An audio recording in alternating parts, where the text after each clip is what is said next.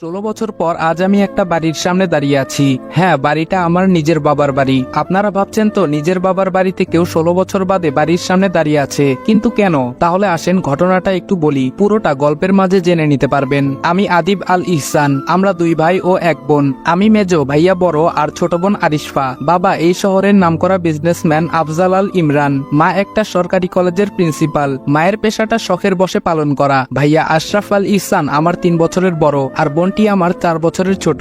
ভাইয়া ছোট থেকেই আমাকে খুব একটা সহ্য করতে পারে না। যেহেতু বাবা মা দুজনেই ব্যস্ত মানুষ, তাই আমরা তাদের সংস্পর্শ খুব কমই পেতাম। বাসায় সার্ভেন্টরা আমাদের দেখাশোনা করত। এর মধ্যে আমাদের খেলাধুলা বেড়ে ওঠা হতে থাকে, আর ভাইয়া নানাভাবে আমায় অবহেলা করে, যেগুলো আমার ছোট্ট মনে অনেক খারাপ লাগতো। কিন্তু কিছু বলতাম না, সব চুপচাপ সহ্য করতাম। আমার এই চুপ করে সহ্য করাটা ভাইয়া আমার দুর্বলতা ভেবে নেয়, আর বাবা মায়ের কাছ থেকে আমায় নানাভাবে বকা খাওয়াতে শুরু করে। একদিন খেলার মাঝে ছোট বোন আরু ভাইয়ার কারণে ব্যথা পায়, কিন্তু ভাইয়া বাবা মা আসার পর দোষটা আমার ঘাড়ে চাপায়। যেহেতু আরুর আঘাতটা বেশি ছিল, তাই বাবা মা আমার উপর অনেক রেগে যায়। আমার কোনো কথাই না শুনে বাবা আমাকে অনেক মারে, আর মা উনি সামনে থেকে সবটা দৃশ্য দেখতে থাকে। মারা শেষ হলে উনারা আবার আরুকে নিয়ে ব্যস্ত হয়ে যায়, আর ভাইয়া সে আমার দিকে তাকিয়ে মুচকি হেসে চলে যায়। সেদিন আমার খুব রাগ হয়, রাগ করে বাসা থেকে বেরিয়ে যাই। আর আজকে আবার 16 বছর পর বাড়ির সদর দরজার সামনে দাঁড়িয়ে আছি, তবে বাড়ির ছেলে হিসেবে নয়। 2 মাসের জন্য এই বাড়ির একটা ঘর ভাড়া নিয়েছি। যদিও ভাড়া দিতে চাইনি, অনেক রিকোয়েস্ট করে ভাড়া নিয়েছি, কারণ আমার ছোট বোনটার বিয়ে ঠিক হয়েছে, আর আমি থাকবো না তা কি করে হয়। তবে এইখানে ভাড়া নেওয়ার জন্য আরেকটা কারণও রয়েছে, সেটাই রহস্য। আমি কলিং বেল চাপতেই একজন ভদ্রমহিলা দরজা খুলে দিলেন। আমার বুঝতে বাকি রইল না ইনি আমার মা। খুব ইচ্ছে করছে মাকে জড়িয়ে ধরি, কিন্তু না, আমার ভিতরে অনেক অভিমান জমে আছে। এত সহজে তা ভুলে যাই কি করে? আমার কাজের জন্য চাইলে অন্য বাড়ি ভাড়া নিতে পারতাম, কিন্তু ছোট বোনটার জন্য বারবার মন বলছে এই বাড়িতেই থাকবো। মা বলল, কে তুমি বাবা, কাকে চাও? আমি বললাম, আমি রাজ। আসলে আন্টি, মিজান সাহেব আমার জন্য এই বাড়িতে 2 মাসের জন্য একটা ঘর চেয়েছেন। মা বলল, ও আচ্ছা, ভেতরে এসো। ভেতর থেকে একটা মেয়ে বলল, খালামণি এই ছেলেটাকে। মা বলল, কে এই ছেলেটা? ও আমাদের বাড়িতে 2 মাসের জন্য থাকবে। বুঝতে পারলাম উনি আমার খালাতো বোন, ইশিতা জামান ইশি। ভ্রু কুচকে আমার দিকে তাকিয়ে কোথায় যেন চলে গেল। উনার পরিচয়টা একটু দিয়ে নেই। উনি আমার খালামণির মেয়ে ইশিতা জামান। আমি যখন এই বাড়িতে ছিলাম তখন খালামণিরা আমেরিকায় ছিলেন। কখন দেশে এসেছেন কে জানে। যাই হোক, বাদ দিন, আমরা সামনে এগোই। মা বলল, আরু, এই আরু। আরু বলল, বলো আম্মু। আম্মু বলল, এই যে ওর নাম রাজ, 2 মাস আমাদের বাড়িতে থাকবে, ওকে ওর ঘরটা দেখিয়ে দিয়ে আয়। আরুও আমার দিকে ভ্রু কুচকে তাকিয়ে আছে। বুঝলাম না আমি কি এলিয়েন নাকি। আরু বলল, চলুন ভাইয়া, 2 তলার বিশাল রুমে আমার থাকার ব্যবস্থা করা হয়েছে। আরু বলল, এটাই আপনার রুম, থাকুন, আমি গেলাম। আমি বললাম, আচ্ছা। রুমটা ঘুরে দেখতে লাগলাম। রুমটা আমার না। অনেক ইচ্ছা হচ্ছিল নিজের রুমটায় যাওয়ার, কিন্তু সেটা তো সম্ভব না। বসে বসে এসব ভাবছি, তখনই মা আসলেন আমার রুমে। মা বলল, বাবা আসবো? আমি বললাম, আসুন, জিজ্ঞেস করার কি আছে? মা বলল, তুমি তো এখানে একাই থাকবে তাই না? আমি বললাম, জি। মা বলল, ঠিক আছে বাবা, তাহলে তুমি আর ভাড়াটিয়া হয়ে থাকার দরকার নেই, আমাদের সাথে থাকবে, কেমন?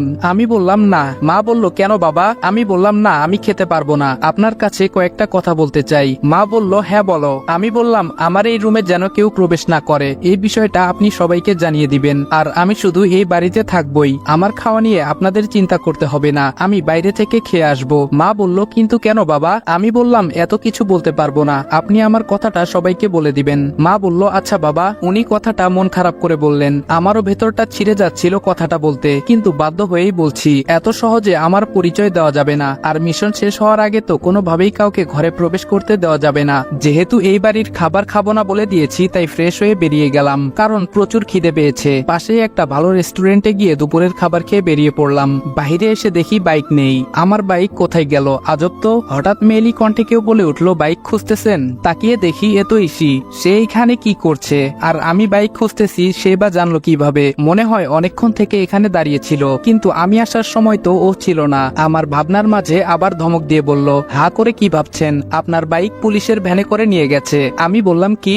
আমার বাইক কেন পুলিশ নেবে? ইসি বলল, আমায় কেন জিজ্ঞেস করছেন? সেটা থানায় গিয়ে পুলিশকে জিজ্ঞেস করুন, যত সব, এই বলে পাশ কাটিয়ে চলে গেল। আমি ক্যাবলাকান্তের মতো এখানে দাঁড়িয়ে আছি আর হা করে ওকে দেখছি। কি মায়াবী একটা মেয়ে, যেন আসমানের পরী, কিন্তু ব্যবহার শাকচুনির থেকেও বাজে। ভাবতে ভাবতে হঠাৎ গোর কাটলো সামনে দিয়ে যাওয়া একটা গাড়ির হর্নের শব্দে। হঠাৎ মনে হলো আমার বাইকটার কথা, তাই একটা রিক্সা ডেকে বললাম, এই মামা যাবেন?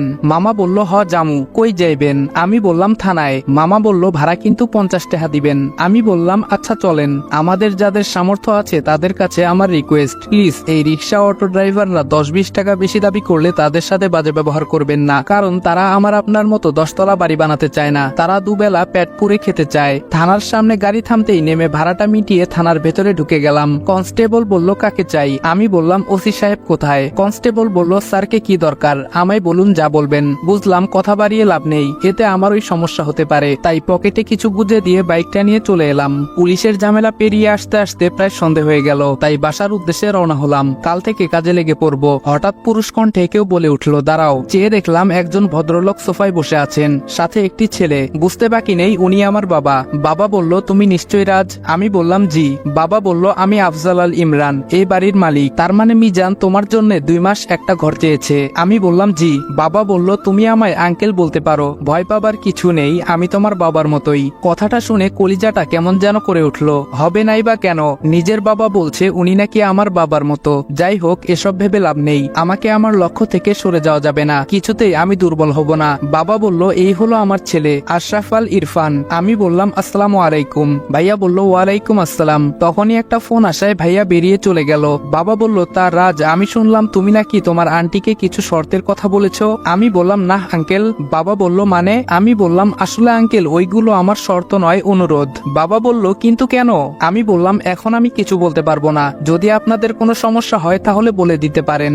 বাবা বলল, ওকে শান্ত হও, মিজান আমার কাছে রিকোয়েস্ট করেছে, তা তো আমি ফেলতে পারি না, তাই তুমি এইখানে নিজের বাড়ির মতো থাকতে পারো। আমি বললাম, ধন্যবাদ। এই বলেই চলে এলাম, কারণ তাদের সামনে দাঁড়িয়ে আমার মিথ্যা বলতে ভালো লাগছে না মোটেও। নিজের ল্যাপটপটা অন করে কিছু মেইল দেখতে লাগলাম। এর মধ্যে কে যেন বাইরে থেকে দরজায় নক করছে। শুনে ঘাবড়ে গেলাম, কারণ কার্ডটা আর কিছু সরঞ্জাম এখনো রুমে এলোমেলো হয়ে আছে। তাড়াতাড়ি এইগুলো গুছিয়ে জিজ্ঞেস করলাম, বাহিরে কে? আরু বলল, ভাইয়া আমি। বুঝতে পারলাম আমার কলিজার বোন, কিন্তু এত কাছে থেকেও তাকে আদর করতে পারছি না। জড়িয়ে ধরে কান্না করতে ইচ্ছে হচ্ছে, তাও পারছি না। আরু বলল, ভাইয়া। ওর ডাকে ঘোর কাটলো। আমি দরজা খুলে দেখি আরু কোমরে হাত দিয়ে দাঁড়িয়ে আছে। আরু বলল, কি করেন রুমের ভেতরে? কখন থেকে ডাকছি?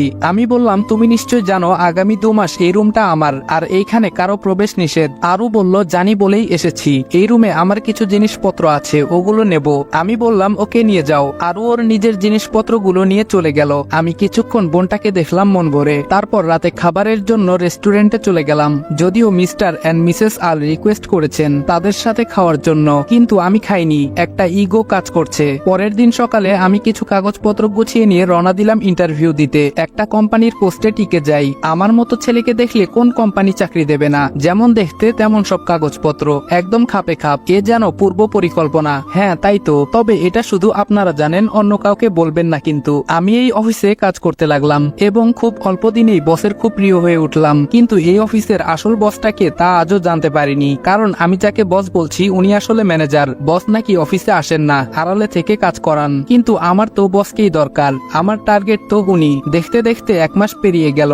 আমি আমার মিশন অনুযায়ী কাজ করতে লাগলাম। মিশনটা অনেক জটিল, যেটার ফুল ডিটেলস গল্পে দিতে গেলে গল্পই এলোপাথারি হয়ে যাবে। এই 1 মাসে আমি অনেক তথ্য ইনফরমেশন বের করেছি, যেগুলো আমার মিশনে কাজে লাগে, কিন্তু কোনোভাবে অফিসের বসের কাছে পৌঁছতে পারিনি। এমনকি জানতে পর্যন্ত পারিনি বসের নামটা কি। যিনি আমার বস অর্থাৎ ম্যানেজার, উনি নিজেও নাকি বসকে চিনে না। কি মুশকিল বলুন তো। আজ অফিস থেকে বাড়ি ফিরে দেখি বাড়ি ভর্তি মেহমান বসে আছে। বাবা মা ভাইয়া ওনাদের সাথে কথা বলছে, আপ্যায়ন করছে। মেহমানদের মধ্যে একজন পুরুষ আর একজন মহিলা, আর আমার বয়সী একটা সুদর্শন ছেলে বসে আছে। দেখে বোঝাই যাচ্ছে বিয়ের সম্বন্ধ নিয়ে কথা চলছে। তারপরই আমার মনে হলো, আরে আমার বোনের বিয়ের কথা হচ্ছে মনে হয়, এজন্যই ওনারা এসেছেন। তাই পাশ কাটিয়ে উপরে চলে যাচ্ছিলাম, পেছন থেকে এক ভদ্রলোক বলে উঠলেন, মিস্টার আল, এই ছেলেটাকে তো চিনলাম না। বাবা আমাকে কাছে ডাকলেন। বাবা বললেন, রাজ এদিকে আসো। এই হলো রাজ, আমাদের বাড়িতে 2 মাসের জন্য ওর একটা কাজে এসেছে। ভদ্রলোক বলল, ও আচ্ছা। আমি ওনাদের সাথে কৌশল বিনিময় করে চলে আসছি। সিঁড়ি দিয়ে উঠতে যাব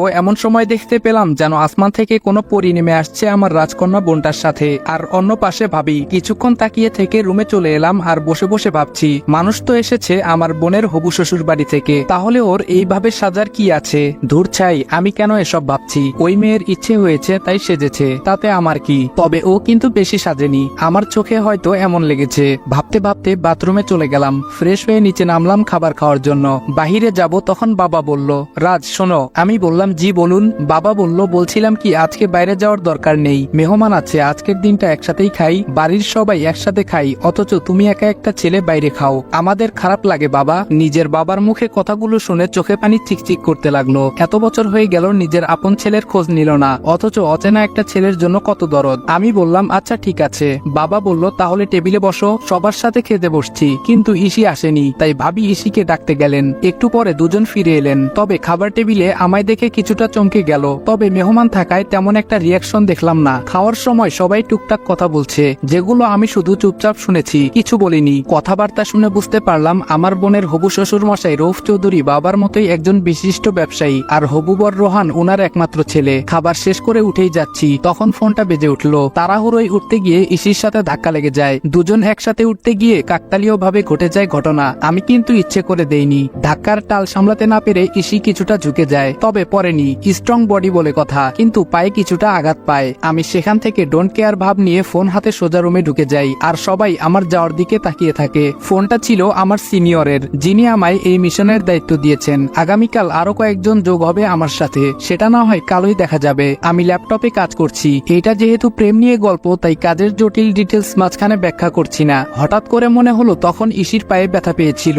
কাজটা আমি ঠিক করিনি, ওকে সরি বলা দরকার, কিন্তু কিভাবে? আমি তো কারো প্রতি দুর্বল হওয়া চলবে না। অনেক ভেবে একটা রাস্তা পেলাম। ইসি যে রুমে থাকে সেই রুমটা থেকে বাড়ির পেছন দিকটা স্পষ্ট, আর সেখানে একটা জানালাও আছে, তাই একটা চিরকুটে সুন্দর করে সরি লিখে পাঠিয়ে দেই। যেই ভাবা সেই কাজ। কাগজটা যখন বিছানায় পড়ছিল তখন ইসি রুমে ছিল না, পরে এসে সে দেখতে পায়। ইসি ভাবে চিরকুট, আবার সেখানে লেখা সরি, ব্যাপারটা কি হতে পারে? আর সরি বা বলবে কেন? ওয়েট, রাজ নয় তো? তখন খাবার টেবিলে ঘটে যাওয়া ঘটনার জন্য সরি বলছে হয়তো। ধুর, কি সব ভাবছি, ওই ছেলে আর সরি, প্রশ্নই আসে না। তবে এটা কিসের ইঙ্গিত? ইসির রুমে কাগজটা ছুঁড়ে দিয়ে এসে বিছানায় শুয়ে পড়লাম। অনেকক্ষণ চেষ্টা করেও কাজে মন বসাতে পারছি না। বারবার ভাবছি, চাচু আর ছোট মা তো আসেনি, তাহলে ইসি এখানে কি করে? ও তো আমি বাড়ি থেকে বের হওয়ার 1 বছর আগেই আমেরিকা চলে গেছিল, কখন ফিরলো? গত 1 মাসে আমি কাজে এতটাই ডুবেছিলাম, অন্য কাউকে নিয়ে ভাবিনি। তবে এখন ইসি আমায় ভাবাচ্ছে, জানতে হবে ও কি করে। ছোটবেলায় ইসি আর আমার খুব ভাব ছিল, সব সময় একসাথে ছিলাম। খালু অফিসের কাজে আমেরিকায় সেটেল হয়ে যায়, আর খালামণিকেও নিয়ে যায়, কিন্তু ইসিকে নিতে পারেনি উনারা।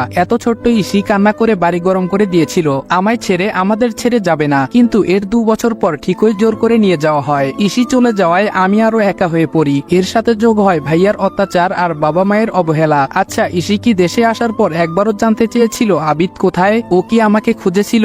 এসব ভাবতে ভাবতে কখন চোখ লেগে যায় টের পাইনি। সকালের মিষ্টি রোদের আলো চোখে পড়াই ঘুম ভেঙে যায়। আজ মনে হয় বেশি ঘুমিয়েছি। রাতে ভাবতে ভাবতে ঘুমিয়ে গেছি, তাই অ্যালার্মের কথা মাথায় আসেনি। জলদি উঠে চট করে ফ্রেশ হয়ে বেরিয়ে যাই। বাইকে থাকা অবস্থায় ফোন বাজে। আমি ফোন রিসিভ করে বললাম, অপেক্ষা করতে বলুন, আমার আর 2 মিনিট লাগবে। গেটের সামনে বাইকটা থামিয়ে দেখলাম 4টে ছেলে দাঁড়িয়ে আছে, এক একজন দেখতে মাশাআল্লাহ। আমায় দেখে তারা সালাম দিল। আমি সালামের জবাব নিয়ে বললাম, আমার সাথে এখানে কথা বললে সন্দেহ করবে, তোমরা বিল্ডিং এর পেছনে যাও, ইন্টারভিউ দেওয়ার এখনো অনেক সময় বাকি। একজন বলল, ওকে স্যার। আমি বাইকটা পার্ক করে পেছন দিকে চলে গেলাম। ওরা আবার স্যালুট জানালো। একজন বলল, স্যার আমার নাম রাতুল। অপরজন বলল, আমি আয়াস। তৃতীয় জন বলল, আমি নীরব। শেষজন বলল, আমি অগ্নি। আমি বললাম, তোমরা সবাই সেম পোস্টে তো? আয়াস বলল, ইয়েস স্যার। আমি বললাম, গুড। তবে এখানে আমাকে তোমরা স্যার করবে না, নাম নিয়ে ডাকবে, কারণ অনেক রিকোয়েস্ট করে গ্রামের ছোটবেলার বন্ধু এসব বলে চাকরি ম্যানেজ করেছি, তাই এমন কিছু করবে না যার দ্বারা কেউ বিন্দুমাত্র সন্দেহ করতে পারে।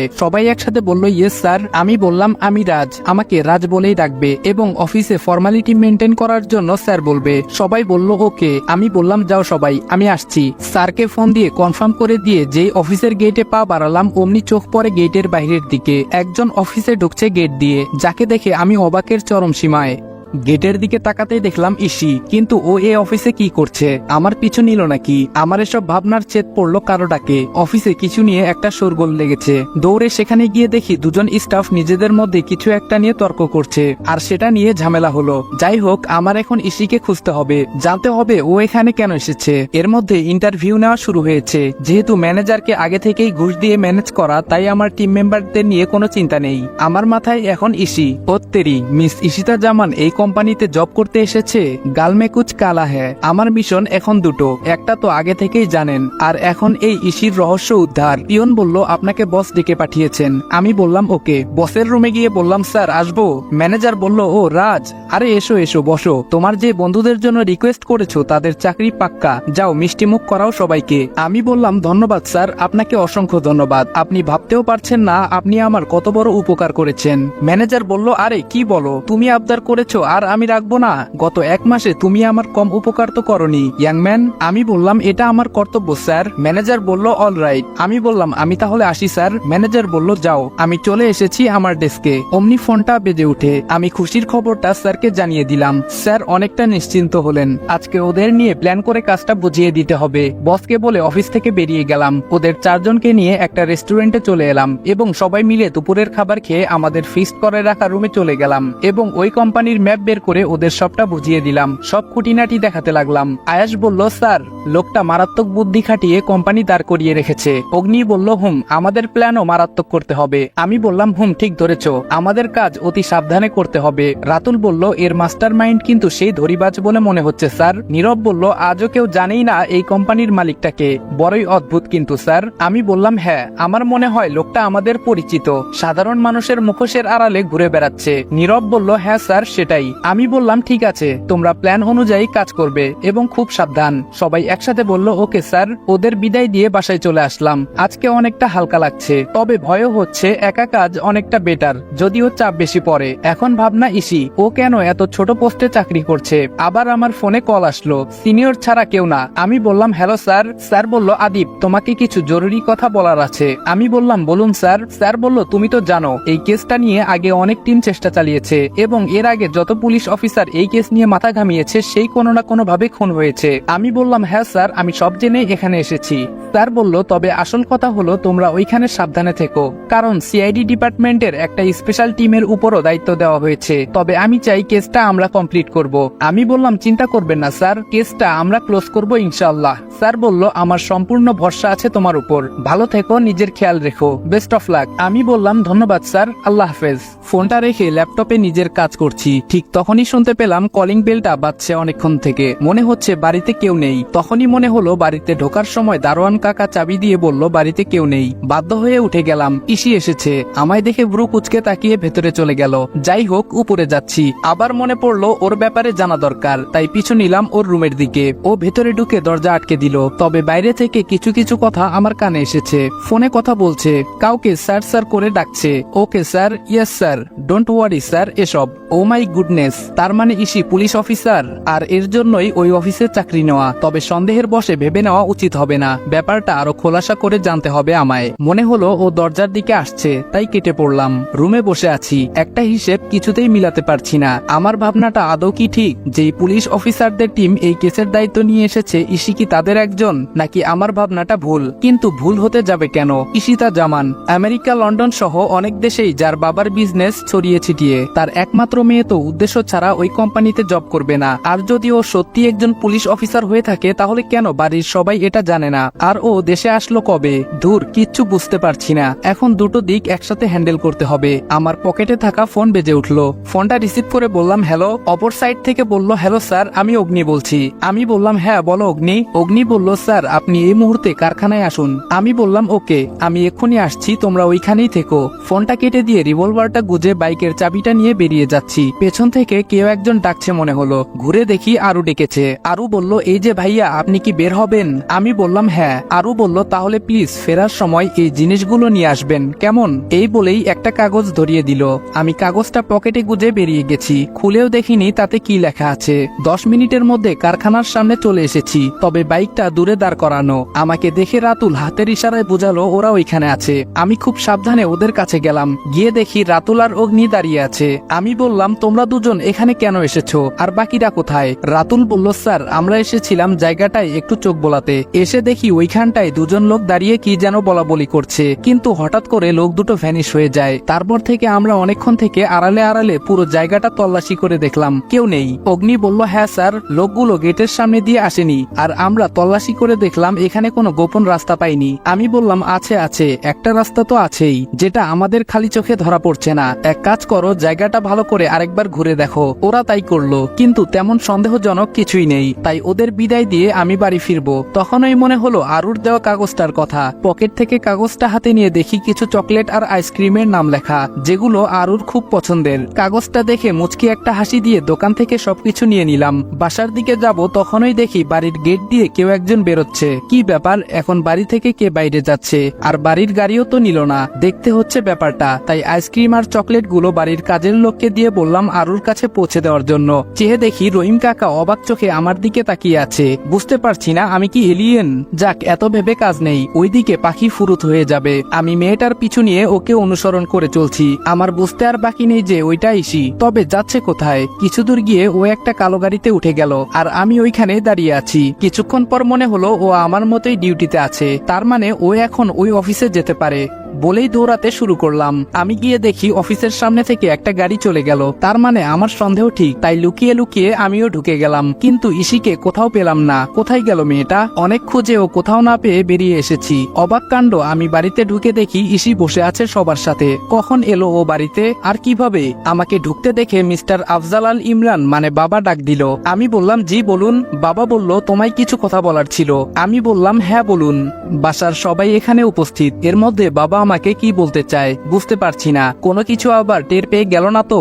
বাবা বলল শোনো রাজ, তুমি আমাদের এ বাড়িতে থাকো, কিন্তু তুমি কি করো কিছুই আমরা জানি না। তুমি বলো না, তাই আমরা জানতেও চাই না। তবে আমরা মনে করি তুমি খারাপ কিছু করো না, সেই ভরসা আছে। কারণ মিজান কোনো ভুল মানুষের জন্য আবদার করবে না। আমি বললাম ভরসা রাখতে পারেন। বাবা বলল তবে আসল কথাটাই বলা হয়নি তো এখনো। আমি বললাম জি বলুন। বাবা বলল আর 15 দিন বাদে আমার একমাত্র মেয়ে আরিশফার বিয়ে। আমি চাই এই বিয়েতে তুমি আমাদের সাথে থাকো, হাতে হাতে একটু কাজে সহায়তা করবে। আমি বললাম আমি এখানে একটা কাজে এসেছি, আমার কাছে সব থেকে বেশি গুরুত্বপূর্ণ আমার কাজ। আশা করি বুঝতে পেরেছেন। কথাটা বলেই নিজের রুমের দিকে চলে আসছি। সবাই কিছুটা অবাক হয়ে আমার দিকে তাকিয়ে আছে। হয়তো আমার এমন ব্যবহারটা তারা আশা করেনি। নিজের রুমে বসে আছি, মাথাতে কিছুতেই আসছে না ইসির ব্যাপারটা। ভাবতে পারছি না কিছুই। উঠে ফ্রেশ হতে চলে গেলাম। আজ আর বাইরে যেতে ইচ্ছে করছে না, তাই না খেয়ে শুয়ে পড়ি। খুব ইচ্ছে হচ্ছে সবার সাথে গিয়ে ডিনার করতে, কিন্তু না, এটা সম্ভব না। তবে এখন দেখি বাড়িটা কেমন বদলে গেছে। আগে বাবা মা দুজনে এত ব্যস্ত ছিল যে তাদের যে সন্তান আছে, সংসার আছে, সেদিকে বিন্দুমাত্র আগ্রহ ছিল না। তবে এখন অনেকটাই পরিবর্তন এসেছে সবার মাঝে। তবে এত কিছুর মাঝেও একটা চাপা কষ্ট বারবার অনুভূত হয় যে তারা তাদের ছোট ছেলেকে ভুলেই গেছে। এসব ভাবতে ভাবতে কখন যে চোখ লেগে যায় টের পাইনি। হঠাৎ করে ঘুম ভেঙে যায়। ঘড়িতে তাকিয়ে দেখি 3:30 বাজে। তাই উঠে চলে গেলাম ওয়াশরুমে। সেখান থেকে ওযু করে এসে তাহাজ্জুদের সালাত আদায় করে উঠে বসলাম। এখনো ফজরের আজান দেয়নি, তবে যে কোনো সময় দিতে পারে, তাই অপেক্ষা করলাম। ফজরের নামাজ পড়ে একেবারে ওঠাটাই বেস্ট। নামাজ শেষে নিজের ল্যাপটপটা নিয়ে কাজ করছি। তবে খিদে পেয়েছে প্রচুর। এত সকালে তো কোথাও কোনো দোকানপাট খোলা থাকবে বলে মনে হয় না। তবুও গিয়ে দেখি পাওয়া যায় কিনা।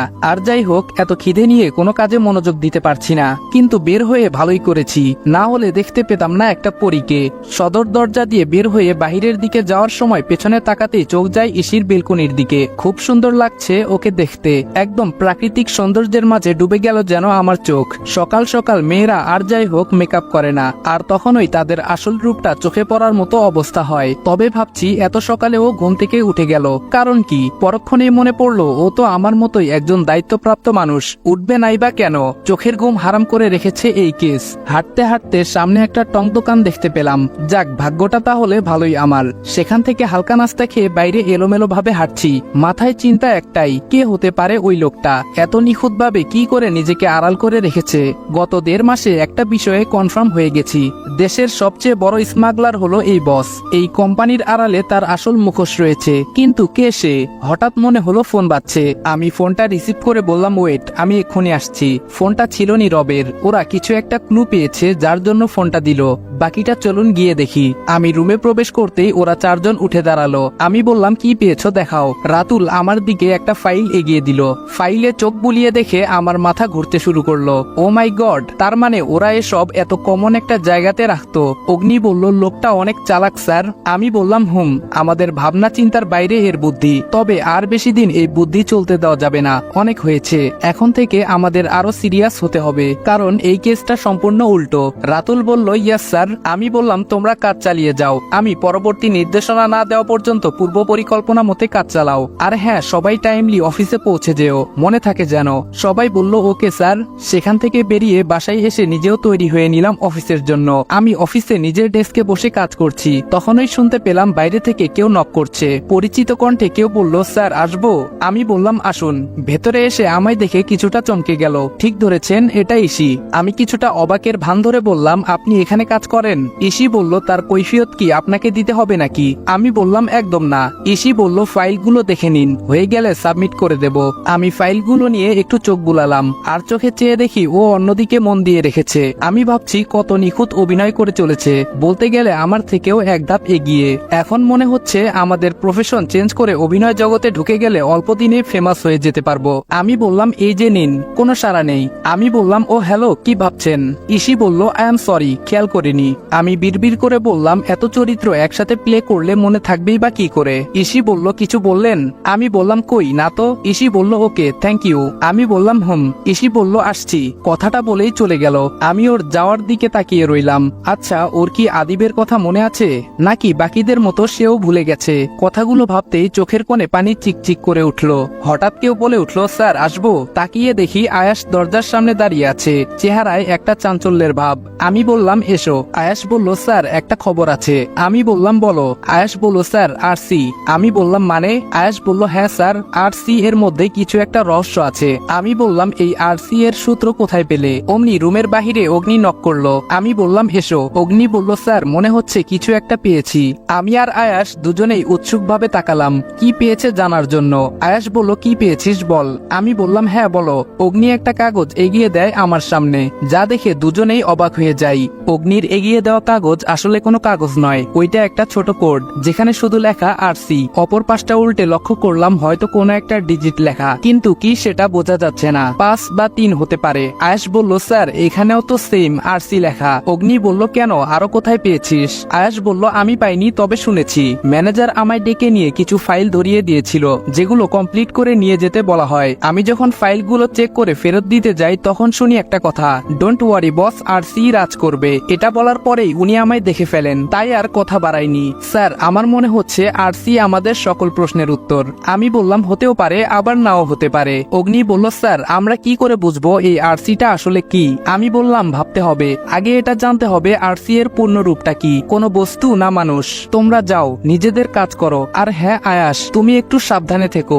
কারণ ম্যানেজারের জানা মতে একমাত্র তুমি আরসি শব্দ শুনতে পেয়েছো, একটু বেশি সাবধান হতে হবে। আয়াস বলল আমার জন্য ভাববেন না স্যার। আমি বললাম আচ্ছা ঠিক আছে, যাও তোমরা। ওরা চলে গেলে আমি বসে রইলাম আমার চেয়ারে। মাথায় এখন চিন্তা একটাই, আরসি কি হতে পারে? এই আরসি এর মানে? কম্পিউটারটা অন করে গুগলে সার্চ করতে লাগলাম, কিন্তু রেজাল্ট 0। এমন কিছু পাইনি যা সন্দেহ করার মতো। এর মধ্যে অফিস টাইম শেষ হয়ে গেছে, সবাই অফিস ছেড়ে বেরিয়ে পড়েছে। তখন ম্যানেজার আমায় ডেকে পাঠালেন। আমি বললাম স্যার আসবো। ম্যানেজার বলল আরে এসো এসো। আমি বললাম জি স্যার। ম্যানেজার বলল রাজ, একটা কথা বলার জন্য তোমায় ডেকেছি, আর সেটা হলো আমি কিছুদিনের জন্য শহরের বাইরে যাচ্ছি, তাই আমার দায়িত্বটা তোমায় কিছুদিন পালন করতে হবে। এই মুহূর্তে তোমার মতো বিশ্বস্ত কাউকে মনে হয় না আমার। আরে ব্যাস, এ তো দেখি মেঘনা চাইতেই বৃষ্টি। ম্যানেজার বলল কি ভাবছো রাজ, পারবে সামলাতে? আমি বললাম আগে স্যার, আপনার মতো হয়তো এত সুন্দর করে পারবো না, তবে চেষ্টা করব।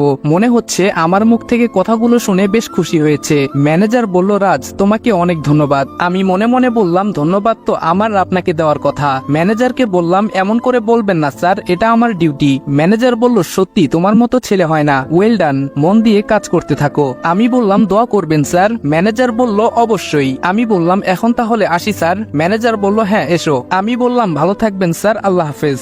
ম্যানেজার শহরের বাইরে থাকবে, এই সুযোগে পুরো অফিস এখন আমার আন্ডারে কাজ করবে। সুযোগটা কাজে লাগাতে হবে আদিব, এই সুযোগ কাজে লাগাতে না পারলে তোর ক্যারিয়ার ব্যর্থ।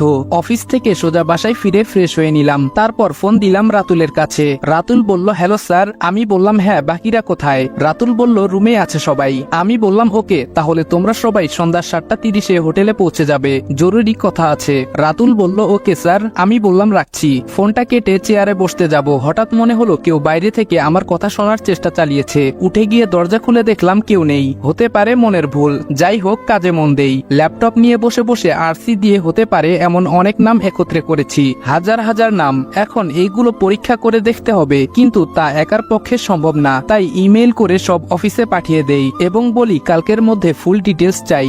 সন্ধ্যা 7টা প্রায় বেজে গেছে, এখন আমায় বের হতে হবে। বাইকের চাবি নিয়ে বের হয়ে পড়লাম। কেন জানি মনে হচ্ছে কেউ আমায় ফলো করছে, তাই রাস্তা বদলে ফেললাম। অগ্নিদের ফোন দিয়ে জানিয়ে দিলাম ওরা যেন পৌঁছে অপেক্ষা করে, আমার লেট হতে পারে। বাইকটা নিয়ে এলোপাথারি কিছুক্ষণ ঘুরলাম। যে আমার পিছু নিয়েছিল সে বুঝে গেছে যে আমার পিছু ঘুরে লাভ নেই, তাই ছেড়ে দিয়েছে। আমিও এবার হোটেলের উদ্দেশ্যে বাইক নিয়ে ছুটলাম। আমি বললাম তোমরা এসে গেছো, আমি দুঃখিত তোমাদের অনেকক্ষণ অপেক্ষা করানোর জন্য। নীরব বলল না স্যার, কি বলছেন আপনি, এতে সরি বলার কি আছে। অগ্নি বলল আপনি ঠিক আছেন এটাই অনেক, আমাদের তো টেনশন হচ্ছিল আপনার কোনো বিপদ হলো কিনা তা ভেবে। আমি বললাম না বিপদ নয়, তবে হতে পারতো, আগে টের পেয়ে যাওয়ায় বেঁচে গেছি। তারপর ওদের পুরো ঘটনাটা বললাম। ছেলেগুলো বেশ ভালো, ওরা নিজেরা একসাথে কাজ করে তাই বন্ধুত্ব হয়ে গেছে। এই কয়দিনে আমাকেও অনেক আপন করে নিয়েছে। ওদের সাথে টুকটাক অনেক বিষয় নিয়ে আলোচনা করলাম, সাথে এটাও জানিয়ে দিলাম ম্যানেজার আমায় দায়িত্ব দিয়েছে। কথাটা শুনে ওরা খুশি হলো। রাতুল বলল স্যার এটা তো মহাসুযোগ আমাদের জন্য।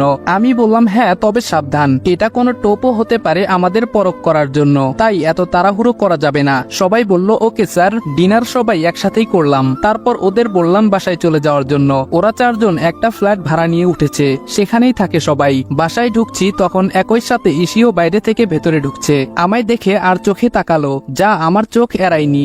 জানে মান লাভ নেই, আমার পিছু নেওয়া এত সহজ না। কথাটা মনে মনে বলেই নিজের অজান্তে একটা ডেভিল হাসি দিয়ে ভেতরে চলে এসেছি। আমি আমার রুমে এসে শুয়ে পড়েছি। শরীরটা খুব ক্লান্ত লাগছে আমার, কখন ঘুমে তলিয়ে গেছি খেয়াল নেই। ঘুম ভেঙে যায় মাঝরাতে, তখন উঠে ফ্রেশ হয়ে এসে কিছু হালকা শুকনো খাবার এনে রেখেছি তা খেয়ে নিলাম। ল্যাপটপটা অন করেই দেখি অফিস থেকে সকল তথ্য মেইল করে দিয়েছে। আমি সেগুলো খুঁটিয়ে খুঁটিয়ে দেখতে লাগলাম। অনেক নাম আছে এখানে, বড় বড় বিজনেসম্যান, চাকরিজীবী, প্রশাসনের লোক, মন্ত্রী, ম্যাজিস্ট্রেট। আমার সন্দেহের তীর মন্ত্রী, ম্যাজিস্ট্রেট আর বিজনেসম্যানদের দিকেই বারবার ইশারা করছে, কারণ পলিটিক্স কাকে বলে একমাত্র এরাই জানে। ধূর্ত আর কুটবুদ্ধি সম্পন্ন না হলে কোনোটাই করা হয়ে ওঠে না। নাম আর ডিটেলস দেখতে দেখতে হঠাৎ একটা নামের উপর আমার চোখ আটকে যায়। নামটা আমার চেনা চেনা মনে হচ্ছে, কোথায় যেন শুনেছি আমি, কিন্তু মনে করতে পারছি না। হ্যাঁ মনে পড়েছে, এইটা আমার বোনের হবু বর mister Rohan Chowdhury, Chowdhury group of ইন্ডাস্ট্রির ভাবি উত্তরসূরি। ও কি করে এইসবের পেছনে আছে? তাহলে তো যে করেই হোক বিয়েটা আটকাতে হবে আমার।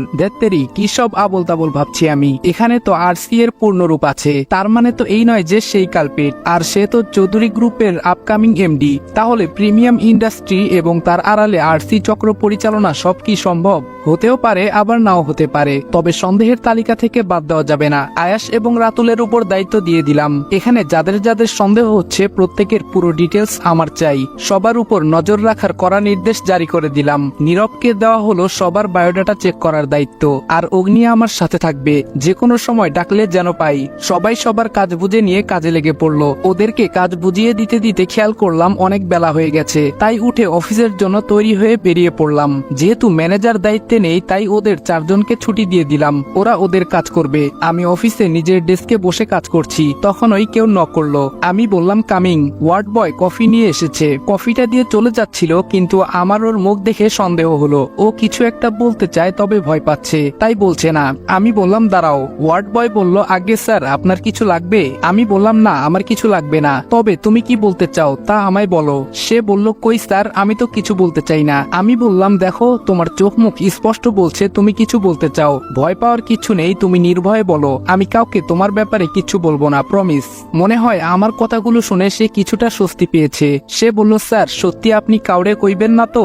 আমি বললাম না কিছু বলবো না, তুমি আমায় বিশ্বাস করে দেখতে পারো, তোমার কোনো ক্ষতি হতে আমি দেব না, পাক্কা। ছেলেটা রীতিমতো ঘামছে। আমি তা দেখে এক গ্লাস পানি ওর দিকে বাড়িয়ে দিলাম। আমার হাত থেকে গ্লাসটা নিয়ে সবটা পানি খেয়ে নিল। আমি বললাম বলো রমিস কি জানো তুমি? ভয় পেও না। ও কিছু বলতে যাবে তার আগেই কেউ দরজায় নক করে, আর রমিস হকচকিয়ে উঠে দাঁড়ায়। আমি ইশারায় তাকে থামতে বলে বাইরের ব্যক্তিকে ভেতরে আসার পারমিশন দিলাম। এ মা, এ কি? এ তো ইসি। খুব বাঁচান, বেঁচে গেছি। বোকা মেয়ে, পুলিশ অফিসার হয়েছিস আর এইটুকু বুদ্ধি নেই? বাইরে দাঁড়িয়ে আমার কথা শোনার চেষ্টা করলেই তো পারতি, বলদ কোথাকার।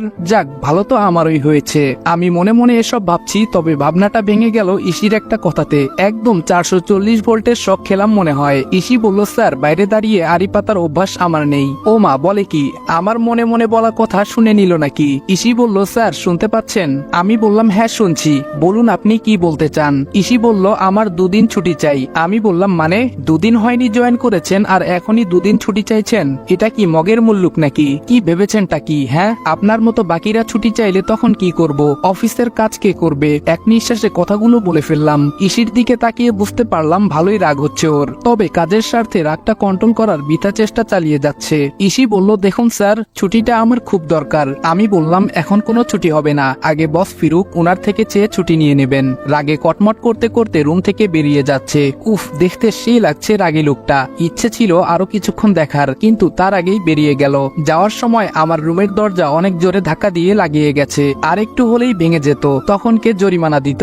নিজেই বিড়বিড় করে বললাম এসব। এতক্ষণে রমিজ চলে গেছে, এখন ওকে ডেকে কথাটা শোনা দরকার, তাই ডেকে পাঠালাম। তবে রমিজ আসার আগেই আমার ফোনে একটা কল চলে আসে, এজন্য আমাকে বেরিয়ে পড়তে হয়। আমি বললাম, হ্যাঁ অগ্নি বলো। অগ্নি বলল, স্যার দেখুন এগুলো কি। আমি একটু এগিয়ে গিয়ে বক্স ভর্তি মালগুলো দেখে নিলাম। ও মাই গড, এতগুলো ড্রাগস! দেখে মনে হচ্ছে ড্রাগসগুলো কিছুক্ষণের মধ্যেই এখানে এনে রাখা হয়েছে। ঠিক তাই, কিছুক্ষণ আগের ঘটনা। ম্যানেজারের কেবিনে ল্যান্ডলাইনে ফোন এসেছিল, যেটা আমি ধরেছিলাম।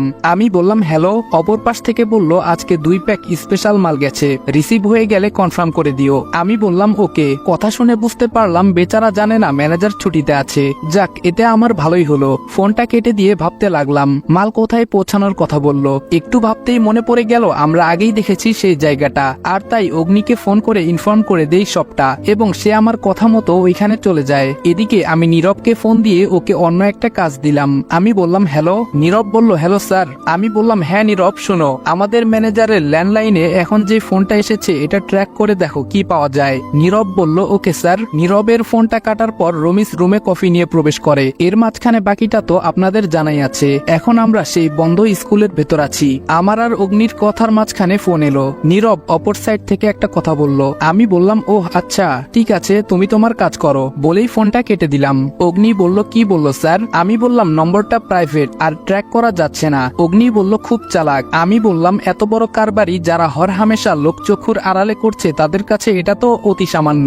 অগ্নি বলল, তা ঠিকই স্যার। কথা বলতে বলতে আমি দেখলাম একটা লোক আমাদের দিকে তাক করে গুলি ছুড়তে লাগলো, তবে অগ্নি উল্টো পজিশনে ছিল তাই দেখেনি। ব্যাপারটা টের পেয়ে আমি ঝড়ের বেগে অগ্নিকে সরিয়ে দিয়ে নিজেরা সেফ হয়ে নিলাম। অগ্নি চাইছিল শুট করার জন্য, কিন্তু না, আমি বাধা দেই, কারণ এখানে গন্ডগোল করতে গেলে যে কেউ আমাদের চিনে ফেলতে পারে। এতক্ষণে চিনতে পারার কথা না, কারণ জায়গাটা বেশ ছিপছিপে অন্ধকার, আর আমাদের মুখে মাস্ক ছিল। খুব সাবধানে ওইখান থেকে বেরিয়ে এলাম। আমি বললাম, অগ্নি তুমি বাসায় চলে যাও, রেস্ট দরকার তোমার। সে যেতে চায়নি, আমি জোর করেই পাঠালাম, এই বলে যে কোনো সময় প্রয়োজন পড়লে ডেকে নিব। ব্যাপারটা আমারই কেমন যেন ঘোলাটে লাগছে। লোকগুলো কোথায় থেকে এলো আর আমাদের আক্রমণ করে বসলো কেন? এসব ভাবনা বাদ দিয়ে সিনিয়রকে ফোন দিলাম এবং ওনার থেকে পূর্ববর্তী অফিসারদের ব্যর্থতা এবং খুনের কিছুটা ডিটেলস জানার জন্য। যা জানতে পারলাম তার মানে হলো এই যে প্রত্যেক অফিসার কোনো না কোনো ভাবে দুর্ঘটনার আর অ্যাক্সিডেন্টের শিকার হয়েছে এবং মর্মান্তিকভাবে জীবন দিয়েছেন। তবে এটাও স্যার পরিষ্কার করে বলে দিলেন যে পূর্বে কেউ সিক্রেট ভাবে কেসটা নিয়ে নামেনি, এই প্রথম আমি এসেছি। আর ওইদিকে সিআইডি অফিসারদের একটা স্পেশাল টিম এসেছে। সিআইডি এর কথা মনে পড়তেই চিন্তা হতে লাগলো ইসির জন্য। আমি তো জানিও না ওদের প্ল্যান কি, আর ও কি বুঝতে পেরেছে এসব কিছুর মাস্টার মাইন্ড ঠিক কি ধরনের লোক। যদি ভুলভাল প্ল্যান করে তাহলে তো ইসিও না। কি ভাবছি এসব আমি? ইসি একজন সিনিয়র অফিসার আর সিক্রেট ভাবে নেমেছে, ও নিশ্চয়ই কাঁচা কাজ করবে না। হঠাৎ করেই ফোনটা বেজে উঠলো। উফ, এটা তো বড্ড জ্বালায়। চেয়ে দেখি একটা অচেনা নাম্বার। আমি বললাম হ্যালো। অপর পাশ থেকে একটা ঠিকানা বলল। আমি বললাম জাস্ট ওয়েট, আমি আসছি। ফোনটা কেটে দিয়ে বাইকটা নিয়ে বেরিয়ে গেলাম ফোনে বলা লোকেশনে। গুলশান একটি জায়গা, নির্মাণ কাজ চলছে কয়েকটা বাড়ি। বুঝতে পারছি না এরকম একটা জায়গায় কেন আসতে বলল। একটু এগিয়ে যেতেই দুটো লোক এসে আমার মাথায় বন্দুক ঠেকিয়ে একটা বাড়িতে নিয়ে গেল। আমি বোকার মতো তাকিয়ে আছি, কিছুই বুঝতে পারলাম না। হঠাৎ কেউ বলে উঠলো, রাজ, তোকে আমি অনেক বিশ্বাস করেছিলাম, কিন্তু তুই আমাকে ধোকা দিবি বুঝতে পারিনি। তুই কি করে ভাবলি আমি এত বোকা? মাথা তুলে তাকিয়ে দেখি এ তো ম্যানেজার। তার মানে আমিও কি ধরা পড়ে গেলাম? ম্যানেজার বলল, তুই কে বল, আসল পরিচয় বল তাড়াতাড়ি। আমি বললাম, স্যার আপনি কি বলছেন এসব? ম্যানেজার বলল, চুপ, একদম চুপ, নাটক বন্ধ কর। কে তুই? আমি বললাম, স্যার আমি তো রাজ, আপনি ভুলে গেলেন কি করে? ম্যানেজার বলল, নাটক করিস আমার সাথে? আমি বললাম, বিশ্বাস করুন স্যার, আমি কিচ্ছু করিনি। আপনি কি নাটকের কথা বলছেন আমি কিছু বুঝতে পারছি না। ম্যানেজার বলল, আমার ল্যান্ডলাইনে একটা অর্ডারের ফোন এসেছে, তুই আমায় বললি না কেন? এই রে, এ তো মহা মুশকিল। যতটা বোকা ভেবেছিলাম ততটা বোকা নয়। ম্যানেজার বলল, এই হারামির বাচ্চা কথা বল। আমি বললাম, স্যার বিশ্বাস করুন আমি কিছু করিনি। আমি ফোনটা কেটে যাওয়ার পর আপনাকে ফোন দিয়েছিলাম কিন্তু ঢোকেনি। পকেট থেকে ফোনটা বের করে ম্যানেজারকে ফোনের টাইম আর তারিখ দুটোই দেখাই। ভাগ্য ভাগ্য ভালো সেদিন ম্যানেজারের নাম্বারে দুবার কল করে রিং হওয়ার আগেই কেটে দিয়েছিলাম। আমি বললাম, স্যার বিশ্বাস করুন আমি কাজের চাপে পরে আপনাকে জানাতে ভুলে গেছিলাম, আমায় এবারের মতো মাফ করে দিন স্যার, জীবনেও আর এমন ভুল করব না। ম্যানেজার বলল, তাহলে সেখানে কারা গিয়েছিল? আমি বললাম, কোথায় স্যার? ম্যানেজার বলল, যেখানে যাওয়ার কথা ছিল।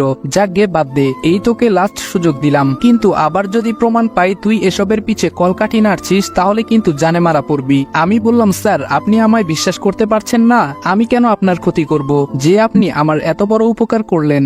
স্যার আমি আপনাকে আমার বড় ভাইয়ের মতো সম্মান করি, আর আপনি আমায় এভাবে ভুল বুঝতে পারলেন, খুব কষ্ট লাগলো স্যার। মন জয় করার জন্য তেল মাখা যাকে বলে। ম্যানেজার বলল, হ্যাঁ রাজ, আমিও তোকে অনেক ভরসা করি, কিন্তু তুই যদি কাউকে না জানাস তাহলে কি করে কেউ পৌঁছবে সে জায়গায়? আমি বললাম, একটা প্রশ্ন করব স্যার? ম্যানেজার বলল, হ্যাঁ বল। আমি বললাম, কি এমন জিনিস আছে স্যার যার জন্য আপনার এত চিন্তা? ম্যানেজার বলল, ও কিছু না, এত কিছু তোর জানার কোনো প্রয়োজন নেই, যা বাসায় চলে যা। চোরের মতো এড়িয়ে গেল কথাটা, কিন্তু কোনো লাভ নেই ব্রো, আদিবের হাত থেকে বেশি দিন পালিয়ে বাঁচা অসম্ভব। ওখান থেকে ছাড়া পেয়ে সোজা বাসায় চলে এসেছি। নিজের রুমে যাব অমনি কেউ পেছন থেকে নাম ধরে ডাকলো। আমি বললাম, জি। মা বলল, তোমার সাথে দুটো কথা ছিল, একটু সময় হবে তোমার? আমি বললাম, জি বলুন, আমি শুনছি। মা বলল, আর তো মাত্র 12 দিন বাকি, তারপরেই আমাদের মেয়ে আরিশফার বিয়ের তারিখ ঠিক করা হয়েছে। আমি বললাম, তো? মা বলল, কালকে রোহান আর আরুর এঙ্গেজমেন্ট, সেই উপলক্ষে বাড়িতে একটা পার্টি অ্যারেঞ্জ করা হয়েছে, তাই তোমায় থাকতে বলছিলাম আর কি। আমি বললাম, ও। মা বলল, থাকবে তো? আমি বললাম, কথা দিতে পারছি না, তবে চেষ্টা করব। আমি বললাম, কথা দিতে পারছি না, তবে চেষ্টা করব। বাবা বলল, তুমি তো আমাদের ছেলের মতো, আর আরু মা তো তোমার বোনের মতো, কেন এমন করো তুমি? আমাদের নিজের পরিবার ভাবতে পারো। মা বলল, হ্যাঁ তোমার আঙ্কেল ঠিক বলেছে, তুমি একা একটা ছেলে আমাদের বাসায় থাকো, অথচ বাইরে খাওয়া দাওয়া করো, ঘুরে বেড়াও, এটা আমাদের ভালো লাগে না বাবা। আমি বললাম, ঠিক আছে আমি চেষ্টা করব থাকার। কথাটা বলে ওনাদের কিছু না বলার সুযোগ দিয়ে চলে এলাম নিজের রুমে। বাহ বাহ, নিজেদের ছেলেকে এত অবহেলা করলো, ছেলেটা বাড়ি থেকে বেরিয়ে গেল, একবার খোঁজ পর্যন্ত নিল না, আর এখন একটা অচেনা ছেলের জন্য কত দরদ উনাদের। কথাগুলো মনে মনে ভাবছি, তখন হঠাৎ মনে হলো ইসির কথা, তার মানে পার্টির জন্য ও ছুটি চেয়েছিল। ফোনটা হাতে নিয়ে অগ্নিকে একটা কল দিলাম। কল ধরতেই আমি বললাম, হ্যালো। অগ্নি বলল, হ্যালো স্যার। আমি বললাম, তোমায় একটা কাজ করতে হবে। অগ্নি বলল, বলুন স্যার। আমি বললাম, তোমাদের অফিস কলিগ ইশিতা জামানের সাথে কন্ট্যাক্ট করে জানিয়ে দাও ওর ছুটি মঞ্জুর করা হয়েছে। অগ্নি বলল, ওকে স্যার, বলেই ফোনটা কেটে দিলাম। পার্টির দিন সকালে আমি ব্যালকনিতে দাঁড়িয়ে আছি, কারণ আজ কোনো কাজ করব না, বাড়িতেই থাকবো। বোনের এঙ্গেজমেন্ট বলে কথা। সকাল সকাল ঘুম ভেঙে গেছে। রুমের বাইরে বেরিয়ে দেখলাম বাইরে পার্টির অ্যারেঞ্জমেন্ট চলছে, তাই একটু ছাদের দিকে গেলাম। গিয়ে দেখি কেউ ছাদের রেলিং ধরে আকাশের পানে চেয়ে আছে। ঠিক বুঝেছেন আপনারা, সে অন্য কেউ না, ইসি। হয়তো কোনো কিছু ভাবছে গভীর মনোযোগ দিয়ে। ভাবনায় এতটাই মগ্ন ছিল যে কেউ তার দিকে এক দৃষ্টিতে তাকিয়ে আছে, সে তা টেরও পাচ্ছে না। দেখতে অসাধারণ মায়াবী, মুখটা একদম নিষ্পাপ শিশুর মতো। কথা বলতে ইচ্ছে করছে আমার খুব, কিন্তু গম্ভীরতা ভেঙে কথা বলা ঠিক হবে না, এতে দুর্বলতা বাড়বে বই কমবে না। তাই নিজের ইচ্ছেটাকে মাটি চাপা দিয়ে নিশ্চুপ কিছুক্ষণ দাঁড়িয়ে রইলাম। পরক্ষণেই খেয়াল করলাম কেউ আমার পেছনে দাঁড়িয়ে। ঘুরে দেখি ইসি। ইসি বলল, থ্যাঙ্কস। আমি বললাম, হঠাৎ থ্যাঙ্কস কেন বলছেন? ইসি বলল, ছুটি দেওয়ার জন্য। আমি কিছু বলতে যাব তার আগেই ছাদ থেকে নেমে গেল। আমি অগত্যা তাকিয়ে রইলাম। একা একা ছাদেও ভালো লাগছে না, এর থেকে ভালো রুমে গিয়ে কিছু কাজ করে রাখি। রুমে ঢোকার আগে দোতলার উপর থেকে নিচে কাজ দেখতে লাগলাম। পার্টির আয়োজন দেখে মনে হচ্ছে না এখানে শুধু আংটি বদলের অনুষ্ঠানের আয়োজন চলছে, সাথে আরো কিছু হয়তো আছে, তাই এমন ভাবে সাজানো হচ্ছে। যাকে এসব ভেবে আমার লাভ কি? নিজের ঘরে ঢুকে ল্যাপটপটা অন করেছি কিছু কাজ করার উদ্দেশ্যে। মনে হলো কেউ দরজা নক করছে। মেজাজটা তখন বিরক্তির চরম পর্যায়ে পৌঁছানোর উপক্রম। এদের বারণ করার পরও আমার রুমে কাজ কি? উঠে গিয়ে দরজা খুলে দিলাম। বাহিরে দেখি ভাবি দাঁড়িয়ে আছে। আমি বললাম, কিছু বলবেন? ভাবি বলল, খাবে চলো। আমি বললাম, মানে? আপনারা হয়তো ভুলে গেছেন আমি প্রথম দিন কি বলেছিলাম। ভাবি বলল, ভুলিনি ভাই, তবে আজ তো তুমি আমাদের এক প্রকার মেহমান, তাই মা বলল তোমায়ও ডেকে নেওয়ার জন্য। আমায় আর কিছু বলতে না দিয়ে ভাবি বলল, তাড়াতাড়ি এসো, নিচে সবাই বসে আছে। আজব, কেউ আমায় কিছু বলার সুযোগ কেন দেয় না? আমাকে কি মানুষ মনে হয় না? নিজেদের কথা বলে চলে যায়। তবে ভাবির কথাগুলো ঠিকই, আমি তো আজকে এদের মেহমান হয়েই বাসায় আছি, তাই এক প্রকার বিরক্তি নিয়ে নিচে নেমে এলাম নাস্তা করতে। এসে দেখি ভাইয়া, ভাবি, মা, বাবা আর ইসি সবাই আছে, সাথে নিউ মেম্বার। এদের আমি চিনতে পারছি না, হবে হয়তো কোনো রিলেটিভ। আমি আসতেই সবাই খাওয়া শুরু করলো। খাবার মাঝে বাবা আমায় বললেন, রাজ। আমি বললাম, জি। বাবা বললেন, তোমার কাছে একটা অনুরোধ আছে, রাখবে? আমি বললাম, কি অনুরোধ? বাবা বললেন, আজকে রাতে বাড়িতে পার্টির উদ্দেশ্য একটা নয় দুটো, যেটা আমার মনে হচ্ছিল সেটাই হলো। আমি বললাম, তো এটা আমায় বলার কি আছে? বুঝতে পারছি না ওদের বাড়ির পার্টিতে একটা বাইরের ছেলে ছেলেকে এত গুরুত্ব কেন দিচ্ছে। বাবা বলল তোমার কাছে আবদারটা ছিল। বাবা তার কথাটা শেষ করতে পারেনি, তার আগেই বাবার মোবাইলে ফোন চলে এলে তিনি সবাইকে বলেন জরুরি কাজ আছে, তাই তিনি বেরিয়ে গেছেন। তারপর বাসার কেউ আর এই বিষয়ে কথা বলেনি, আমিও কিছু জানতে চাইনি। খাওয়া দাওয়া করে উঠে যাই আর সবাই ব্যস্ত হয়ে যায় যার যার কাজে। আমি রুমে বসে আছি, তখন ওই ফোনে একটা কল আসে। ফোনটা কেটে ল্যাপটপটা অন করে গুগলে ঢুকে কিছু ব্যক্তির পরিচয় খুঁজতে থাকি, কিন্তু তেমন কিছু পাচ্ছি না। দেখতে দেখতে সন্ধ্যা হয়ে যায়। পার্টিতে আমন্ত্রিত লোকজন আসা শুরু করেছে। আমি অগ্নিকে ফোন দিয়ে জানিয়ে দেই পার্টির কথা। আজ আমি বাড়িতে ব্যস্ত থাকবো। পার্টি মনে হচ্ছে বেশ জমজমাট হয়ে গেছে। আমিও তৈরি, কালো প্যান্ট সাদা শার্ট, সাথে ব্লু কালার কোট, হাতে ব্র্যান্ডের ওয়াচ। চুলগুলো একটু নেড়েচেড়ে ঠিক করে নিয়ে নিচে চলে আসি। রোহানদের বাড়ির লোকজন ইতোমধ্যে চলে এসেছে, সবাই অপেক্ষা করছে পাত্রীর জন্য। আমি পার্টির এক সাইডে দাঁড়িয়ে আছি। এর মধ্যে একটা লোক হাতে দুটো ড্রিঙ্কস এর গ্লাস নিয়ে একটা আমার দিকে বাড়িয়ে রেখেছেন। আমি বললাম নো থ্যাঙ্কস। সে গ্লাসটা আরেকটু আমার দিকে বাড়িয়ে ধরলো। আমি বললাম আমি ড্রিঙ্কস করি না। সে বলল ইয়াং ম্যান, এটা ফলের জুস। কণ্ঠটা বেশ পরিচিত। এতক্ষণ উনার দিকে না তাকিয়ে কথা বলেছিলাম, কারণ আমার মুখটা ফোনের দিকে গোজা ছিল। তাকিয়ে দেখি মিজান আঙ্কেল, যিনি আমায় এই বাড়িতে ভাড়া থাকার ব্যবস্থা করে দিয়েছেন। বলতে গেলে আমার আসল পরিচয় আমার সিনিয়র ব্যতীত একমাত্র মিজান আঙ্কেলই জানেন। তবে আরেকজন ব্যক্তি জানতেন, সেটা না হয় এখন আপনাদের অজানা থাক, পরে আস্তে আস্তে ঠিকই জেনে যাবেন। আমি বললাম ও সরি আঙ্কেল, আমি খেয়াল করিনি। আঙ্কেল বললেন কোনো সমস্যা নেই, এসব হতেই পারে। আমি বললাম কেমন আছেন আঙ্কেল? আঙ্কেল বলল ভালো আছি বাবা, তুমি কেমন আছো? আমি বললাম এই তো আঙ্কেল, আলহামদুলিল্লাহ ভালো আছি। আঙ্কেল বলল আমি বুঝি বাবা তোমার কষ্টটা, নিজের পরিবারের কাছে থেকেও কতটা দূরে আছো তুমি। আমি বললাম সবই ভাগ্য আঙ্কেল, ওনার সাথে টুকটাক কথা চলছে। লোকটা অনেক ভালো, বাবার অনেক পুরনো বন্ধু। আমি ছোটবেলাতেও ওনাকে আমাদের বাড়িতে দেখেছি। আমাদের অনেক স্নেহ করতেন। উনি যতক্ষণ বাসায় থাকতেন আমাদের সাথে অনেক দুষ্টামি করতেন। নিজের বাবা মার থেকে উনাকে আমার তখন বেশি ভালো লাগতো। তবে ভাগ্যক্রমে দেখা গেল আমার সিনিয়র স্যারের সাথেও উনার সম্পর্কটা বেশ বন্ধুত্বপূর্ণ, আর সেখান থেকেই উনার সাহায্যে আমার এই বাড়িতে প্রবেশ করা আর কি। কথার মাঝে খেয়াল করলাম সবাই উপরে সিঁড়ির দিকে হা করে তাকিয়ে আছে। এটা দেখে আমিও সেদিকে তাকালাম। মাশাআল্লাহ, আমার বোনটাকে ঠিক যেন রূপকথার রাজকন্যার মতো লাগছে। সবাই ওর দিকে তাকিয়ে আছে। তবে আমার চোখ পাশের জনের উপর আটকে গেছে। সেটাকে আপনারাই বলুন। আমি আবার এত খারাপ না যে সবার উপর ক্রাশ খাবো। ছোট থেকে সব সময় একজনের উপরেই খাই বারবার। ইসিকে আজ দারুণ লাগছে। নীল রঙের ড্রেসে পুরাই যেন নীলপরি মনে হচ্ছে। আমি হা করে সেদিকে তাকিয়ে আছি। আমার ঘোর কাটলো মিজান আঙ্কেলের কথায়। আঙ্কেল বললেন থাকো তাহলে ইয়াং ম্যান, এনজয় করো। আমি হ্যাঁ সূচক সম্মতি জানিয়ে মাথা নাড়ালাম, আর উনি অন্যদিকে চলে গেলেন। দেখতে দেখতে সময় ঘনিয়ে এলো। দুজনেই আংটি বদল করলো। সবাই করতালির মাধ্যমে অভিনন্দন জানাচ্ছে। আমিও তাই করলাম। আংটি বদল শেষে রূপ বদলে গেল, মানে মুহূর্তেই অন্যরকম একটা সাজ মনে হচ্ছে। এইরকমটা পূর্বের প্রস্তুতি, কারণ এখানে পার্টি দুটো হবার কথা ছিল। আমি তা আগেই জেনেছি। ভাবনার মাঝখানে শুনতে পেলাম ভাইয়া হাতে একটা মাইক্রোফোন নিয়ে সবার উদ্দেশ্যে বলছে, লেডিস অ্যান্ড জেন্টলম্যান, আপনাদের সবাইকে অনেক অনেক অভিনন্দন আমাদের এই পার্টিতে উপস্থিত হয়ে আমাদের পার্টিকে সাফল্যমণ্ডিত করার জন্য।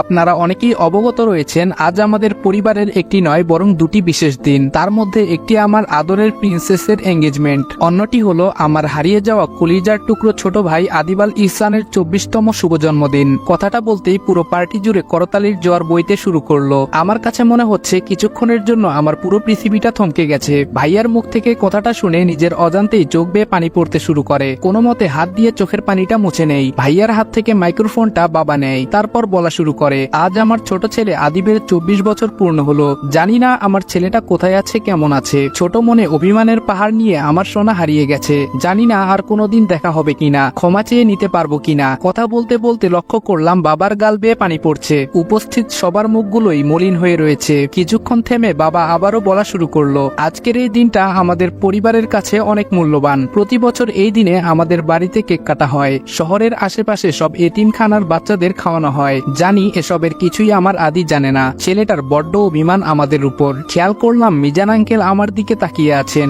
উনি ইশারায় বলছেন আমার চোখের পানি মোছার জন্য, কারণ এখন ভেঙে পড়লে চলবে না। আমার কাঁধে অনেক বড় দায়িত্ব। আমাকে আগে লক্ষ্যে পৌঁছাতে হবে, তারপর অন্য কিছু। এখানে সবাই উপস্থিত আছে, তবে একজনকে দেখতে পাচ্ছি না। হ্যাঁ ইসি, ওকে দেখতে পাচ্ছি না পার্টির কোথাও। তাই একটু উপরে গিয়ে দেখে আসবো ভেবে যেই উপরের দিকে পা বাড়াবো তখনই কানে একটা নাম ভেসে আসে। বাবা বলল রাজ। নামটা শুনে থমকে যাই। এখানে আমাকে কেন ডাকছে? ওরা কি চিনে ফেলেছে আমাকে? বাবা আবারও বললেন, রাজ একটু স্টেজে আসবে বাবা। আমি খেয়াল করলাম সবাই অবাক হয়ে আমার দিকে তাকিয়ে আছে। আমি অগত্যা স্টেজে উঠে দাঁড়ালাম। বাবা এসে আমার হাত ধরে বললেন, রাজ তোমাকে প্রথম দিন দেখেই আমরা কেন জানি অনুভব করলাম তোমার মাঝে আমাদের হারানো আদিকে খুঁজে পাচ্ছি। তোমার আন্টি প্রথমে তোমায় আদি বলে ভেবে নিয়েছিল। আমি বললাম, দেখুন আঙ্কেল, আপনাদের কষ্টটা বুঝতে পারছি, তবে আপনাদের ধারণাটা ভুল। বাবা বললেন, রেগে যেও না প্লিজ, আমরা বুঝতে পারছি তুমি আদি নও। আমাদের আদি হলে এতদিন আমাদের থেকে নিজেকে আড়াল রাখতে পারতে না। আমি ভালোই বুঝতে পারছি আমি বাড়ি থেকে চলে যাওয়ায় সবার মধ্যে পরিবর্তন এসেছে, এমনকি ভাইয়া পর্যন্ত আমার জন্য কান্না করছে। খুব ইচ্ছে করছে চিৎকার করে বলতে, আমি তোমাদের আদি। বাবা, ভাইয়া, তোমরা আমাকে এত কাছে পেয়েও চিনতে পারছো না। মাকে জড়িয়ে ধরে কাঁদতে ইচ্ছে করছে খুব, ভেতরটা ছিঁড়ে যাচ্ছে আমার চাপা কষ্টে। বাবা বলল, রাজ, তোমার কাছে একটা অনুরোধ করব। আমি তাকিয়ে আছি, কোনো কথা বেরোচ্ছে না আমার মুখ দিয়ে। বাবা বলল, আমার ছেলে হয়ে আজকে ওর 24তম জন্মদিনের কেকটা তুমি কেটে দিবে বাবা? আমি কিছু বললাম না। কে যেন বলেছিল নীরবতা সম্মতির লক্ষণ, আর তাই তারাও ভেবে নিয়েছে সেটাই। ভাইয়া আমাকে কেকের কাছে নিয়ে গিয়ে দাঁড় করিয়ে হাতে একটা ছুরি দিল। আমিও ফু দিয়ে মোমবাতি নিভিয়ে কেকটা কেটে প্রথমে মায়ের মুখের সামনে ধরলাম। দেখলাম মায়ের চোখ দিয়ে পানি গড়িয়ে পড়ছে। একে একে ভাইয়া, বাবা, আরু সবাইকে কেক খাইয়ে দিলাম। ওরাও আমাকে খাওয়ালো, কিন্তু ইসিকে কোথাও দেখছি না। আমি স্টেজ থেকে নেমে সোজা উপরে চলে এলাম ইসির খোঁজে। এসে প্রথমে ওর রুমের দিকে গেলাম, সেখানে নেই। তারপর গেলাম আমার মানে আদিবের রুমের দিকে। সেখানে গিয়ে আমি চমকে গেলাম। আমার একটা ছবি অনেক বড় করে বাঁধানো আছে, যেটা আমি থাকাকালীন ছিল না। ইসি সেই ছবিটার সামনে দাঁড়িয়ে আছে, পেছন দিকে ঘোরা, তাই ওর মুখটা দেখা যাচ্ছে না, তবে কথাগুলো স্পষ্ট বোঝা যাচ্ছে। তুই কোথায় হারিয়ে গেলি আদি ভাইয়া? তোকে আমি কত খুঁজেছি জানিস? কোথাও পাইনি। মনি আর বাপি ওরা কেউ তোর খোঁজ দিতে পারেনি। তোর আমার উপর অনেক অভিমান, তাই না? আমি তোকে রেখে বিদেশে চলে গেছিলাম বলে, কিন্তু তুই তো দেখেছিস বাবা মা জোর করে আমায় নিয়ে গেছে। আমিও তো তখন তোর থেকে ছোট ছিলাম, তাই বাধ্য হয়ে চলে যেতে হয়েছে। তুই জানিস আমি 5 বছর পরেই দেশে চলে এসেছি, কিন্তু তোকে পাইনি। আমি অনেক জায়গায় তোকে খুঁজেছি, আজও খুঁজি রে। জানি না কোনোদিন তোকে পাবো কিনা আমি, তবে বিশ্বাস কর আমি সারা জীবন তোর অপেক্ষায় থাকবো। কথা শুনে আমি জ্ঞানশূন্য হয়ে আছি, কি করব কিছু বুঝতে পারছি না। এতগুলো মানুষ আমার জন্য কষ্ট পাচ্ছে। আমি ভেবেছিলাম ইসি হয়তো ভুলে গেছে আমায়, কিন্তু না, আমি ভুল। আমার পরিবার আমায় এত ভালোবাসে, আর আমি তাদের বুঝতে ভুল করি। নিজের গাল বেয়ে পানি পড়ছে, দুহাত দিয়ে পানিগুলো মুছে নিঃশব্দে রুম থেকে বেরিয়ে চলে আসি। আনমনে নিচে নামছি, হঠাৎ কারোর সাথে ধাক্কা লাগে। সে কিছুটা ব্যথা পেয়েছে বলেই মনে হলো। উপরে মুখ তুলে তাকিয়ে দেখি মাঝবয়সী একটা লোক, তবে চিনতে বাকি নেই উনিকে। আমি বললাম, আই এম সরি। সে বলল, ইটস ওকে। বলে দুজনে দুই দিকে চলে যাই, কিন্তু হঠাৎই সে আবার আমায় পেছন থেকে ডাকে, হে ইয়াং ম্যান, তুমি তো রাজ, তাই না? আমি বললাম, জি। সে বলল, আমি রৌফ চৌধুরী। বলেই একটা হাত আমার দিকে বাড়িয়ে দেয়। আমিও হ্যান্ডশেক করে নেই, তবে আমার কেমন জানি একটা খটকা লাগছে।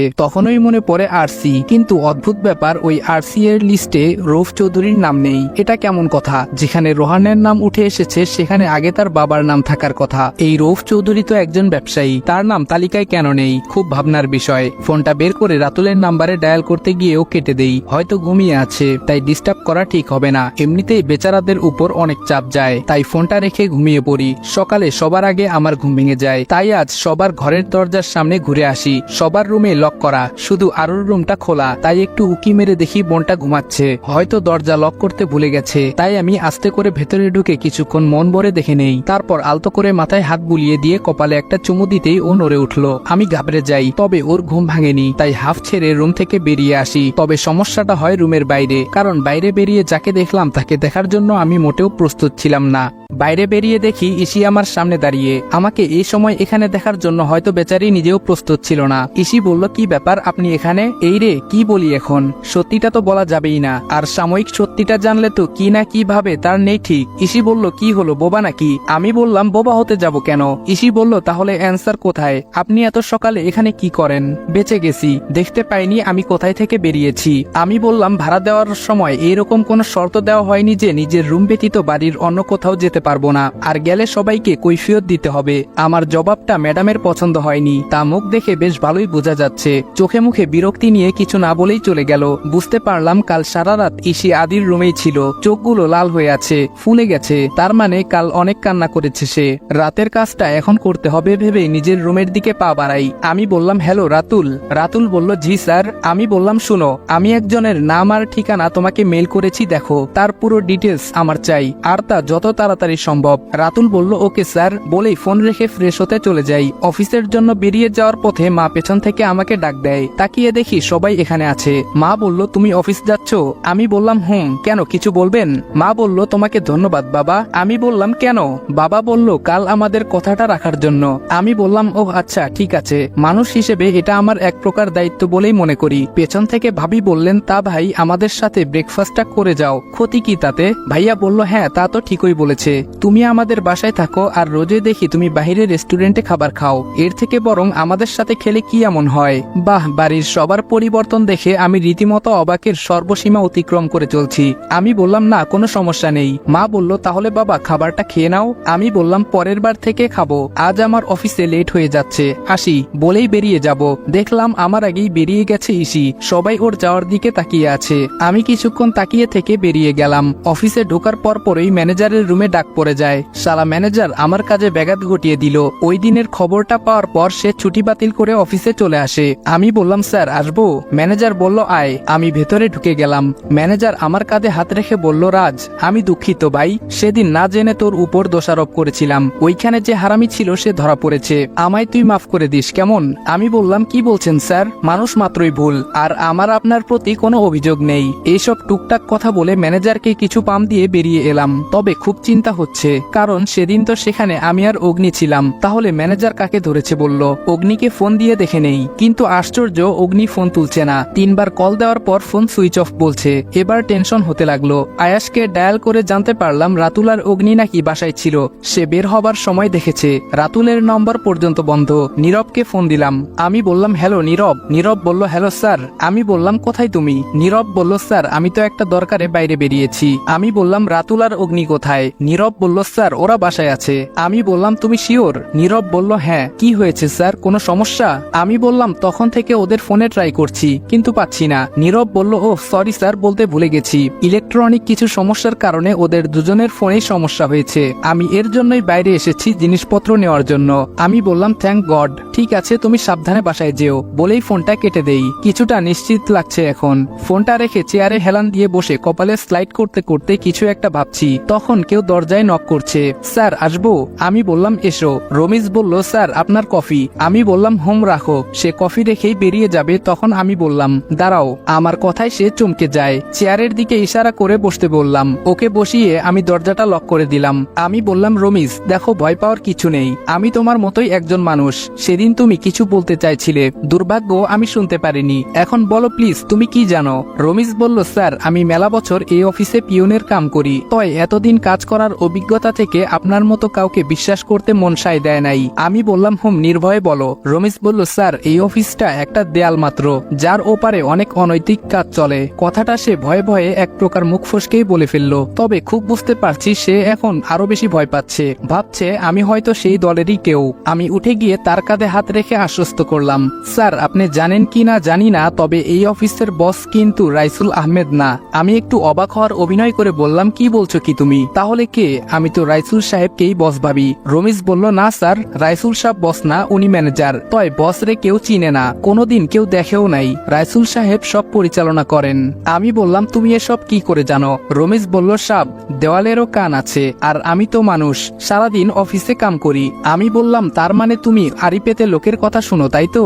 কথাটা শুনে রমিজ কিছুটা ভরকে গেল। রমিজ শুকনো একটা ঢোক গিলে বলল, না সাব তা না। আমি বললাম, তাহলে কি? রমিজ বলল, স্যার কিছু কিছু কথা আসতে যেতে নিজের কানে এমনিতেই চলে আসে, তাতে আমার কি করার আছে আপনি বলেন স্যার। আমি বললাম, আর কি কি জানো বলো। সে এতক্ষণে বুঝে গেছে আমার সাথে এসব শেয়ার করে ভুল করে ফেলেছে, তাই কাচুমাচু হয়ে বলল, আমি আর কিছু জানি না সাব। আমি বললাম, দেখো আমি জানি তুমি অনেক কিছুই জানো, কিন্তু এখন যদি না বলো তাহলে তোমার এতক্ষণের কথা সব রেকর্ড করা আছে, সব ম্যানেজারকে শুনিয়ে দেব। রমিজ বলল, স্যার বিশ্বাস করেন আমারে, আমি কিচ্ছু জানি না, পেটের দায়ে কাজ করি। আমি বললাম, বুঝছি, তুমি আর কিছু বলবে না, যাও, যা বলার আমি ম্যানেজারকেই বলবো। রমিজ বলল, আপনার পায়ে পড়ি সাব, আল্লাহর দোহাই লাগে, কিছু কইেন না সাব, তাহলে আমারে জানে মাইরা দিব, বাঁচান আমারে সাহেব। আমি বললাম, ওঠো। আমি রমিজকে উঠানোর সাথে সাথেই কেউ দরজায় নক করলো। মেজাজটা ঠিক 440 ভোল্ট হয়ে গেল। কোন শালার? আরে আপনি, আসুন আসুন। ইসি বলল, বিরক্ত হচ্ছেন মনে হয়। আমি বললাম, কেন? ইসি বলল, না দেখে মনে হলো। আমি বললাম, সব সময় নিজের ভাবনাটাকে ঠিক ভাবাটাও কিন্তু ভুল মিস। মিস? ইসি বলল ইশিতা জামান। আমি বললাম ও আচ্ছা, নাইস নেম। ইসি বলল আপনার সাথে গল্প করতে আসিনি। আমি বললাম আমি কখন বলেছি এটা? ইসি বলল ফাইলগুলো নিন। আমি বললাম এইগুলো কি আমার কাছে জমা দেওয়ার জিনিস? ইসি বলল সেটা আমি কখন বললাম? আমি বললাম দেখো ইসি, দেখুন মিস ইশিতা, আপনি কিন্তু রীতিমতো তর্ক করছেন। ইসি বলল আই এম সরি স্যার। আমি বললাম ইটস ওকে। ইসি বলল ফাইলগুলো আপনার ছিল, পরশু ভুলে আমার ফাইলের সাথে চলে যায়, তাই আমি কমপ্লিট করে রেখে দেই, কিন্তু এখন দেখছি উপকারের বিপরীত শাস্তি। কথাটা আসলেই অনেকটা সত্যি। আমি বললাম oh I am sorry and thank you so much. ইসি বলল ইটস ওকে অ্যান্ড ওয়েলকাম বলে সে বেরিয়ে যায়। আমিও টেবিলের ফাইল দুটো রেখে মুচকি হাসি দিয়ে চেয়ারে বসে পড়ি। আমার বোঝার বাকি নেই মিস ইশিতা জামান, আপনি কেন আগ বাড়িয়ে কারো সাহায্য করতে এসেছেন। তবে তোর ধারণা ভুল ইসি, তুই হয়তো ভাবছিস আমিও এসব 2 নাম্বার কাজের সাথে জড়িত। খুব তাড়াতাড়ি তোকে সত্যিটা জানাবো আমি। বলেই একটা দীর্ঘশ্বাস ফেলে ফাইলগুলো চেক করে রেখে দেই। অমনি আমার ফোনটা বেজে ওঠে। ফোনটা রিসিভ করে বললাম হ্যালো। অপর সাইড থেকে আয়াস বলল হ্যালো স্যার, কেমন আছেন? আমি বললাম ভালো, তুমি? আয়াস বলল জি ভালো। আমি বললাম খবর কি বলো? আয়াস বলল খবর তো তেমন কিছু নেই স্যার, শহরের সব বড় বড় বিজনেসম্যান আর পলিটিশিয়ানদের খোঁজ নিয়ে দেখেছি, এর মধ্যে কাউকেই ধোয়া তুলসী পাতা পাইনি স্যার, তবে আরসি এর কোনো হদিশ মেলেনি। আমি বললাম হাল ছেড়ো না, খোঁজ চালাও, কেউ না কেউ তো হবেই এদের মধ্যে। আয়াস বলল ওকে স্যার। আমি বললাম নিজের খেয়াল রেখো আর মন দিয়ে কাজ করো, অল দ্য বেস্ট। বলেই ফোনটা রেখে নিজেও কম্পিউটার অন করে কাজে লেগে পড়ি। আজ রাতে একবার সেই স্কুল ঘর এরিয়াতে যেতে হবে। আমি অগ্নিকে ফোন করলাম। অগ্নি ফোনটা রিসিভ করতে বললাম হ্যালো অগ্নি। অগ্নি বলল জি স্যার, কেমন আছেন? আমি বললাম ভালো, তুমি ঠিক আছো? তোমার ফোনের কি হয়েছিল? অগ্নি বলল জি স্যার, আমি ঠিক আছি, ফোনটায় একটু সমস্যা হয়ে গেছিল স্যার। আমি বললাম এক মুহূর্তের জন্য কতটা ঘাবড়ে গিয়েছিলাম ভাবতে পারবে না। যাই হোক, যা বলছিলাম শুনো। অগ্নি বলল okay sir, don't worry, I will ready for any time. আমি বললাম good and best of luck. অগ্নি বেচারাকে টিমের পক্ষ থেকে একটা ক্রেডিট দেওয়া উচিত। আমার কথায় রিস্কি কাজেও দ্বিধাবোধ করে না এক মুহূর্তের জন্য। অগ্নির সাথে কথা শেষ করে দ্রুত অফিসের কাজগুলো শেষ করে নিলাম। রাতের জন্য প্রস্তুতি নিতে হবে। বেরিয়ে যাব ঠিক তখন ম্যানেজারের সামনে পড়লাম। ম্যানেজার বলল কোথায় যাচ্ছিস রাজ? বড় ভাই বলাই শালা মাথায় চড়ে বসেছে দেখছি। আমি বললাম আসলে স্যার আমার কাজ কমপ্লিট করে ফেলেছি, মাথাটা তখন থেকে ঝিমঝিম করছে, তাই আপনার রুমে যাচ্ছিলাম এটা বলতে যে আজ বাড়ি চলে যাই। ম্যানেজার বলল ও আচ্ছা ঠিক আছে, যা রেস্ট নে, আজ তোর ছুটি। আমি বললাম ধন্যবাদ স্যার, অসংখ্য ধন্যবাদ বলেই চলে এলাম। ম্যানেজার নিজেও সামনের দিকে হাঁটা ধরল, আর আমি পেছনে ফিরে কিছুক্ষণ ওর যাওয়ার দিকে তাকিয়ে একটা ডেবিল হাসি দিলাম। বেচারা বুঝতে পারছে না কার উপর এত ভরসা করছে। বাসায় পৌঁছে নিত্য প্রয়োজনীয় কাজগুলো সেরে নিলাম, সাথে রাতের কাজের জন্য কিছু প্রস্তুতি। ওদের 4 জনকে জানিয়ে দিলাম সবকিছু, তবে আমার সাথে যাবে শুধু অগ্নি। দেখতে দেখতে সন্ধ্যা হয়ে গেল। আমার কেন যেন মনে হয় আমার উপর কেউ নজর রাখে, তবে সেটা ইসি ছাড়া আর কেউ না। যত যাই হোক, সে তো একজন প্রশাসনের লোক আর উচ্চপদস্থ অবস্থাতেই আছে, তার পক্ষে আমার মতো একজন মানুষকে সন্দেহ করাটাই স্বাভাবিক। তবে জানে মান, তোমার আদিও কিন্তু কম যায় না। যাই হোক, ওকে নিয়ে পরে ভাববো, এখন নিজের কাজে মন দেই। এখন রাত 12টা বাজার কিছু সময় বাকি। ফোন দিলাম অগ্নিকে। আমি বললাম হ্যালো অগ্নি। অগ্নি বলল হ্যালো স্যার। আমি বললাম আর ইউ রেডি? অগ্নি বলল yes sir, I am ready. আমি বললাম ওকে, তাহলে তুমি বের হও, আমি আসছি। ফোনটা কেটে আমিও বেরিয়ে পড়ি। সময় মতো পৌঁছাতে হবে। 12টা বেজে 16 মিনিটে আমি পুরো প্রস্তুতি নিয়ে গন্তব্যে পৌঁছে যাই। গিয়ে দেখি অগ্নি আমার জন্য দাঁড়িয়ে আছে। আমি বললাম কখন এলে? অগ্নি বলল এই তো এক্ষুনি। আমি বললাম লেটস গো বলেই দুজনে নিজেদের বাইকগুলো নিরাপদে রেখে সামনের দিকে পা বাড়ালাম। অতি সাবধানে দেওয়াল টপকে ভেতরে পৌঁছে গেছি। আমার পেছনেই অগ্নিও নেমে পড়ে। আমি বললাম অগ্নি আর ইউ ওকে? অগ্নি বলল আই এম ফাইন স্যার। আমি বললাম ওকে।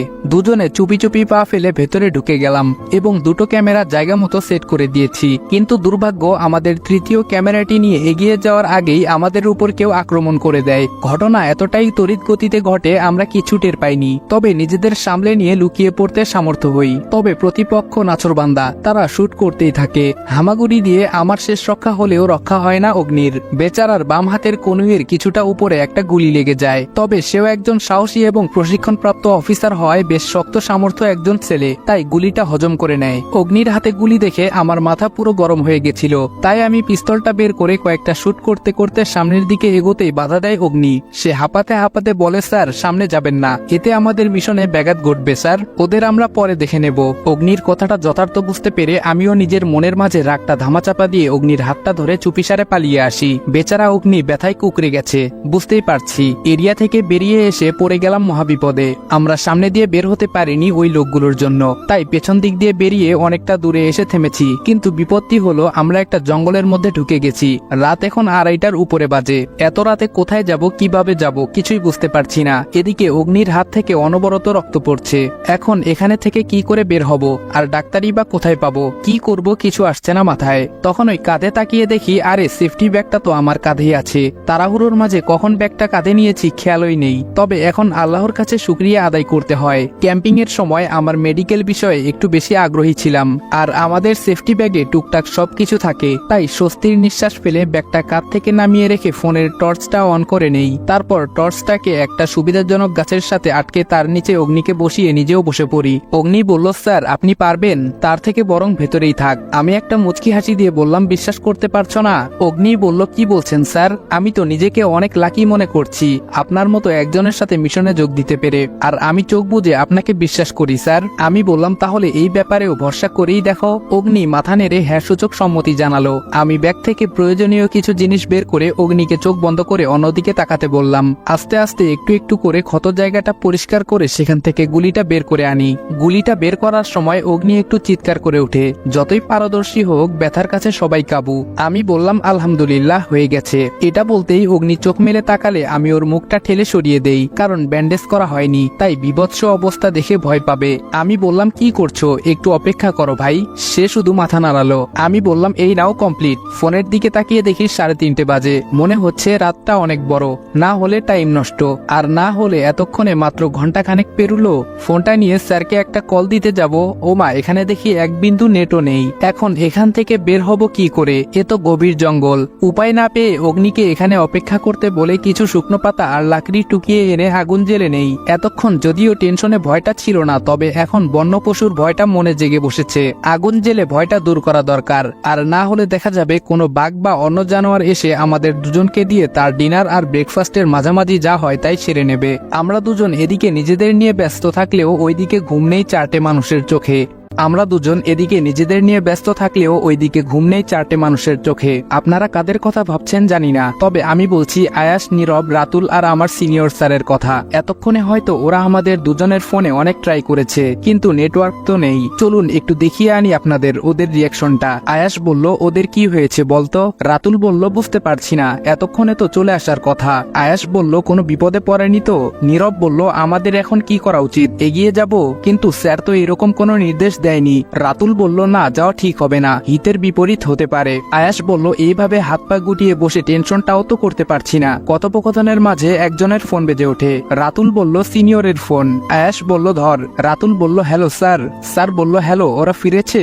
রাতুল বলল, না স্যার ফিরেনি, আমাদের খুব টেনশন হচ্ছে স্যার, কি করব? স্যার বলল, টেনশন তো আমারও হচ্ছে, কিন্তু কি পদক্ষেপ নেব বুঝতে পারছি না। আদিবের ফোনও লাগছে না, ওদের না জানিয়ে পদক্ষেপ নেওয়া বোকামি হবে। রাতুল বলল, এখন আমাদের সকাল হওয়ার জন্য অপেক্ষা করা ছাড়া উপায় নেই স্যার। স্যার বলল, অপেক্ষা করো, দেখা যাক, সকালে না ফিরলে তখন আমি ব্যবস্থা নিজেই নেব।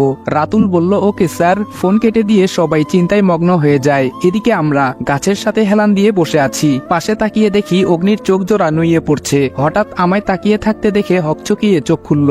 আমি ইশারায় আশ্বস্ত করলাম, তুমি ঘুমিয়ে নাও, সকাল হলে আমি ডাকবো। মনে হলো আমার এই কথাটার অপেক্ষায় ছিল এতক্ষণ। বলতে বলতেই চোখ জোড়া বন্ধ করে নেয়। খারাপ লাগারই কথা, একজন সাধারণ মানুষের এই অবস্থাটা হলে এতক্ষণে হয়তো হার্ট অ্যাটাক করত। আমিও এক প্রকার জোর করে চোখ দুটির সাথে যুদ্ধ করেই খুলে রেখেছি, কারণ দুজন সমানে ঘুমিয়ে পড়লে সমস্যা। তাই বসে বসে আকাশ পাতাল ভাবছি। ভাবতে ভাবতে এদিকে ভোরের আলো ফুটে উঠেছে। আমি অগ্নিকে ডাক দিলাম। অগ্নি বলল, হোম।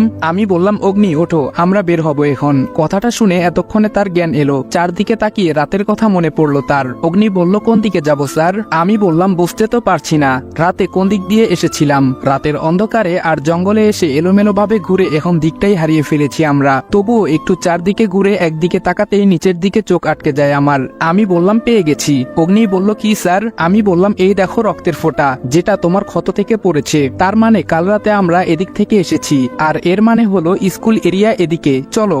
বলেই দুজন হাঁটা ধরলাম, কিন্তু অনেকটা আসার পর আবার মুশকিলে পড়ে গেলাম। এখন রাস্তা দুটো, কোন দিকে যাব? তারপর মনে হলো এখানে রক্ত নেই, তাহলে উল্টো দিকে যাওয়া উচিত। ভাগ্য সহায় ছিল আর আমরা ঠিক রাস্তায় এগোলাম। তবে আমাদের পৌঁছাতে একটু দেরি হয়ে গেছে। আমরা স্কুল এরিয়া পেরিয়ে সামনে এসে দেখি সিনিয়র স্যার আর সাথে দুজন অফিসার দাঁড়িয়ে আছে, আর অন্য দিক থেকে 3টে বাইক আসে। বাইকে রাতুলরা 3জন। দেখে মনে হচ্ছে এরা এখানে আমাদের খোঁজেই এসেছে, তাই আমরা দ্রুত ওইখানে পৌঁছলাম। একটু দূর থেকে আমি ইশারা করে বোঝালাম যেন সবাই আলাদা আলাদা ভাবে সরে আসে, কারণ কেউ এভাবে সবাইকে দেখলে সন্দেহ করবে, এটাই স্বাভাবিক। আমার ইশারা বুঝতে পেরে সবাই সরে যায় এবং আমরা চলে আসি। সামনেই ওরা আমাদের জন্য অপেক্ষা করছিল।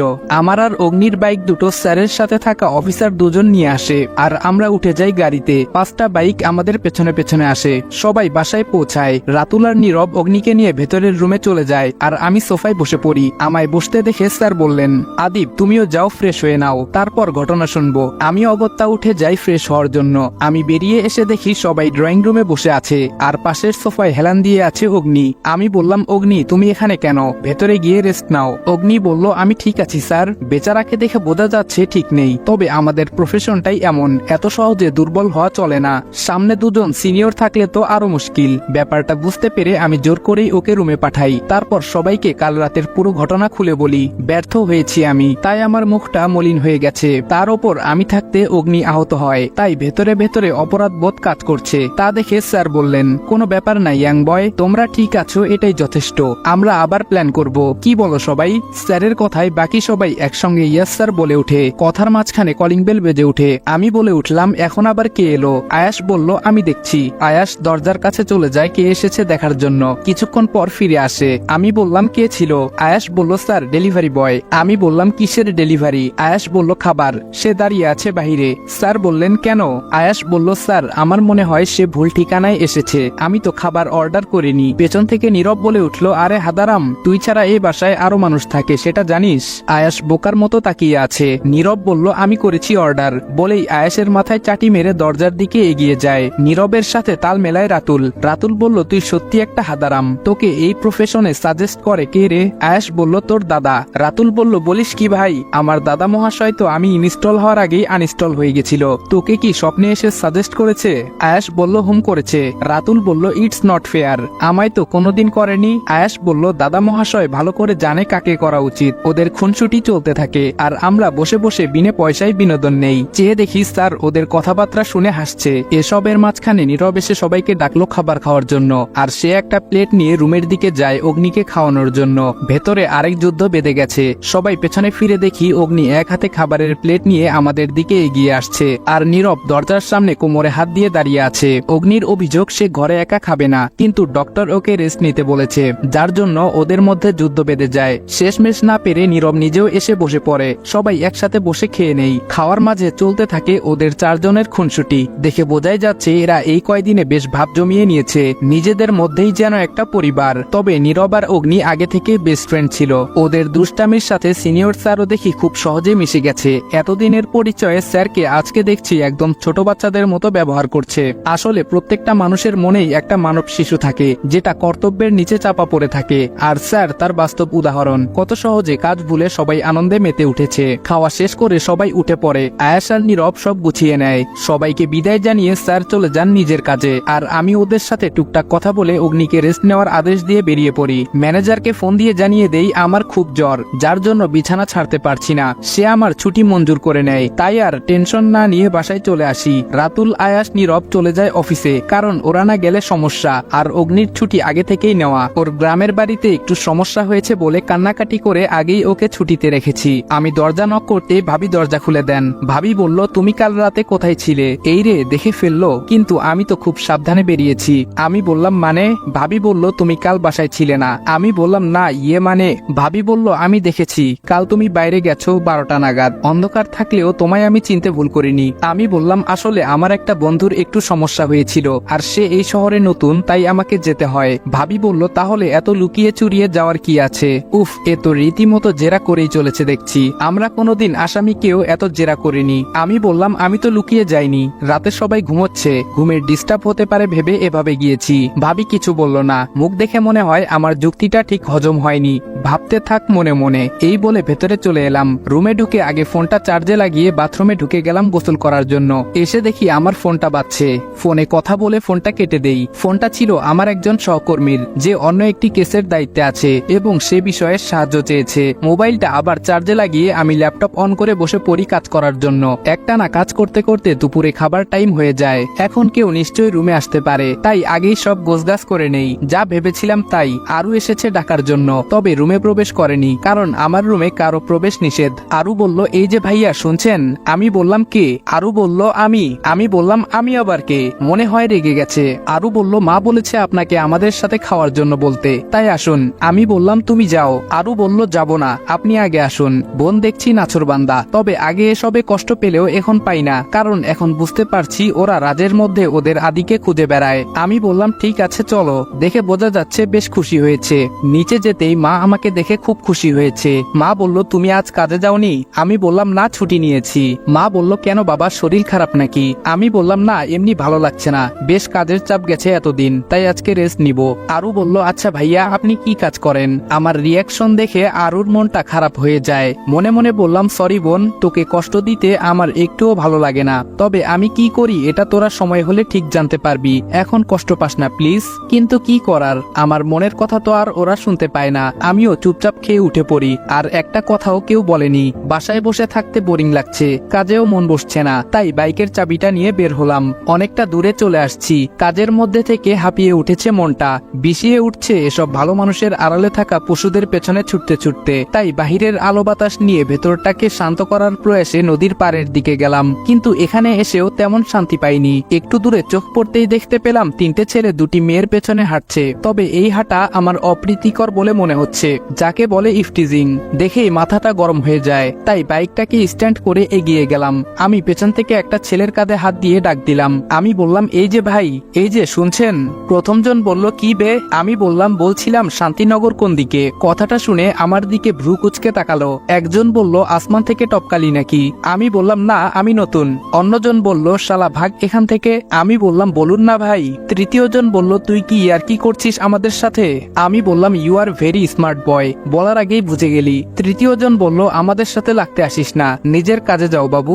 আমি বললাম, ওকে ভাইয়া। এই বলে পেছনে ঘুরতে ছেলেগুলোর সামনে তাকিয়ে অবাক, কারণ মেয়েগুলো নেই।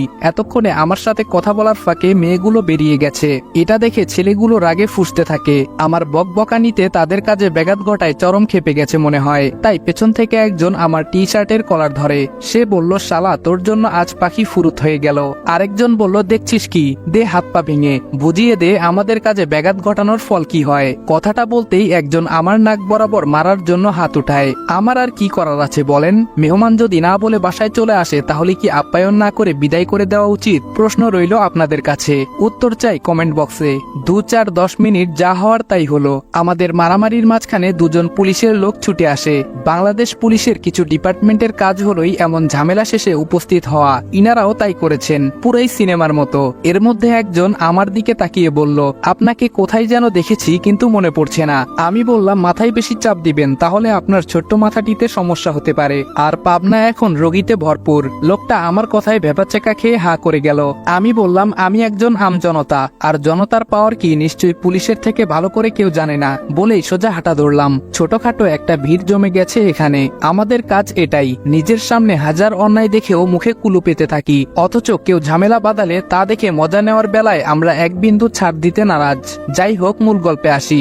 দূর, মেজাজটাই খারাপ হয়ে গেল। কোথায় গেলাম একটু শান্ত পরিবেশে, তা না, আরো উল্টো মাথা গরম হয়ে এলো। থাক, আর ঘুরতে হবে না, বাসায় যাই। বাসায় এসে দেখি বাবা আর ভাইয়া চলে এসেছে।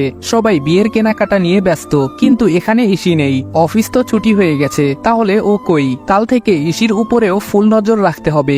ব্যাপারটা খুব ডেঞ্জারাস। যতবার গেলাম ততবারই আক্রমণ হয়ে গেল। বুঝি না ওরা টের পাই কি করে। তার মানে কি ওরা আমাদের চিনে নিয়েছে? না, এমনটা হলে ম্যানেজার এত ভালো ব্যবহার করে নাকি? কিন্তু মন সাই দিচ্ছে না। যাক, কাল থেকে পুরোপুরি কাজে মন দিতে হবে। এই বলে বাইকের চাবি আর পকেট থেকে ফোনটা বের করে রেখে ওয়াশরুমে ঢুকে গেলাম। ফ্রেশ হয়ে ঘড়িতে তাকিয়ে দেখি সন্ধ্যে 7টা বাজে, তাই কিছুক্ষণ পায়চারি করে ল্যাপটপটা অন করে বসলাম দুটো ক্যামেরা থেকে কি পাওয়া যায় দেখার জন্য। কিন্তু কপাল মন্দ হলে যা হয় আর কি, একটা ক্যামেরা কাজ করছে না, মনে হয় ভালোভাবে লাগানো হয়নি, না হয় কেউ দেখতে পেয়ে খুলে ফেলেছে। মনটা খারাপ হয়ে গেল। তবে আরেকটা বাকি, ওইটা দেখে নেই। হ্যাঁ, এটা ঠিক আছে, তবে এটা দিয়ে শুধু বাইরের কিছু অংশ দেখা যায়, তাও পুরোপুরি না। তবুও নিরাশ হলাম না, যেটুকুই দেখা যাক তার থেকে যদি কিছু পাই সেই আশায়। দেখতে দেখতে রাত অনেক হয়ে গেছে। মাঝখানে দুজন এসে ডেকে গেছে খাওয়ার জন্য। তৃতীয়বার আসার আগে আমি নিজেই চলে যাই, গিয়ে ডিনার সেরে রুমে চলে আসি। রাত এখন 1টা বাজে, ঘুম কিছুতেই আসছে না, আর বুঝতে পারছি আসবেও না। বাইরে বেরোনো দরকার, কিন্তু আবার যদি ভাবি দেখে ফেলে তাহলে সমস্যা সৃষ্টি হতে পারে। পাইছি, নিজের রুমের বারান্দা দিয়ে দেওয়ালের পিলার বেয়ে বেয়ে নেমে এলাম। পার্কিং রুমে গিয়ে বাইকটা বের করে নিয়ে এসেছে দারোয়ান, কারণ মানির কাছে সবাই বস। জানেনই তো, রাত বিরেতে বের হতে হলে দারোয়ানকে হাত করাই লাগে, তাই গেটে তেমন সমস্যা হয়নি। রাত বাজে 1টা, বাসা থেকে তো বের হলাম, এখন কোন দিকে যাব? অফিসের দিকে নাকি আবার স্কুল এরিয়ায়, নাকি অন্য কোথাও? রাস্তায় দাঁড়িয়ে আমি ভাবছি স্কুল এরিয়ায় যাওয়া ঠিক হবে না, এত কাঁচা প্রস্তুতি নিয়ে সেখানে যাওয়া বিপদ, তার থেকেও খুবই মারাত্মক জায়গা ওইটা। তাই বাইকটা অফিসের দিকে ঘুরালাম, কিন্তু যা দেখলাম তার জন্য হয়তো আমি প্রস্তুত ছিলাম না। তবুও দেখে যখন ফেলেছি তখন যাওয়া যাক পেছনে। কি দেখলাম তা আপনাদের দেখাই। আমি অফিসের গেটের খানিক দূরে থাকা অবস্থায় একটা গাড়ি বের হলো, হাতে ঘড়িটার দিকে তাকিয়ে দেখি 1টা 33। এত রাতে কেউ অফিসে থাকার কথা না, নিশ্চয়ই গন্ডগোল আছে। তাই নিজের অফিসে ঢোকার চিন্তা ছেড়ে গাড়িটির পিছু নিলাম, কিন্তু বেশি দূর যেতে পারিনি। গাড়িতে থাকা লোক হোক বা লোকগুলো একটু বেশি চালাক বলে মনে হয়। এত রাতে একটা বাইককে তাদের পেছনে আসতে দেখে হয়তো সন্দেহ করে, তাই তাদের গাড়ির বাগ ঘুরিয়ে নেয় আর একটা কাছারি বাড়ির সামনে থামে। কিন্তু অনেকক্ষণ হয়ে গেলেও গাড়ি থেকে কাউকে নামতে দেখিনি। আমিও কিছুক্ষণ আড়ালে লুকিয়ে থেকে সরে আসি। আমি পেছনে আসতেই কিছুক্ষণের মধ্যে গাড়িটি সেখান থেকে বের হয়। মনে মনেই বললাম, আমাকে এত বোকা বানানোর প্ল্যানটা বড়ই কাঁচা হয়ে গেছে উনার। আবারও পিছু নিলাম, তবে এবার অনেক দূর থেকে ফলো করে পেছনে চলছি। সামনে গেলে সন্দেহ করতে পারে আবার। যেতে যেতে গাড়িটি একটা বড় শপিং মলের সামনে দাঁড়ালো। কিছুক্ষণ থেমে চলে গেল পার্কিং করতে, কিন্তু আফসোস আমি কোনো মানুষকেই দেখতে পাইনি। এখানে সময় নষ্ট করা ঠিক হবে না, তাই আবার ছুট লাগালাম অফিসের দিকে। সেখানেই দেখতে হবে কিছু পাওয়া যায় কিনা। অফিসে ঢুকে পড়েছি, পাতিল টপকে তন্ন তন্ন করে খুঁজেছি কয়েকটা রুম, তেমন কিছু পাইনি। ম্যানেজারের রুম সহ বেশ কিছু রুম তালা দেওয়া, তাই খোলা হয়নি। এক বুক নিরাশা নিয়ে বেরিয়ে এসেছি সোজা বাড়ির দিকে। এসেই তো আমার চক্ষু চরক গাছ। কেউ একজন গেট দিয়ে ভেতরে ঢুকছে, আর দারোয়ান গেট খুলে দিচ্ছে। বাপরে বাপ, সে তো দেখি আমার থেকেও এক ধাপ এগিয়ে, আর আমি উনার চিন্তায় মরি। ঠিক ধরেছেন, ইসি ছিল। এখন দেখছি আমার থেকে বেশি মরিয়া সেই হয়ে উঠেছে কেস নিয়ে। তবে সে ঠিক কোন দিকটাকে প্রাধান্য দিয়ে এগোচ্ছে আমি ঠিক বুঝতে পারছি না। এত বুঝে কাজ নেই, নিজের কাজ করতে হবে। আর তাই ইসি ঢুকার কিছুক্ষণ পর আমি ঢুকে পড়ি। এখন অনেক রাত, তাই আর ঘুমালাম না, কারণ সকালে অফিসে যেতে হবে। এত কামাই করলে সন্দেহ করতে পারে, তাই ম্যাপ নিয়ে বসেছি। বিভিন্ন বিষয় নিয়ে চিন্তা করতে করতে ফজরের আজান দিয়ে দিয়েছে, তাই উঠে গিয়ে ফ্রেশ হয়ে অজু করে বেরিয়ে আসি। নামাজ শেষে নিজের রুমে বসে আছি।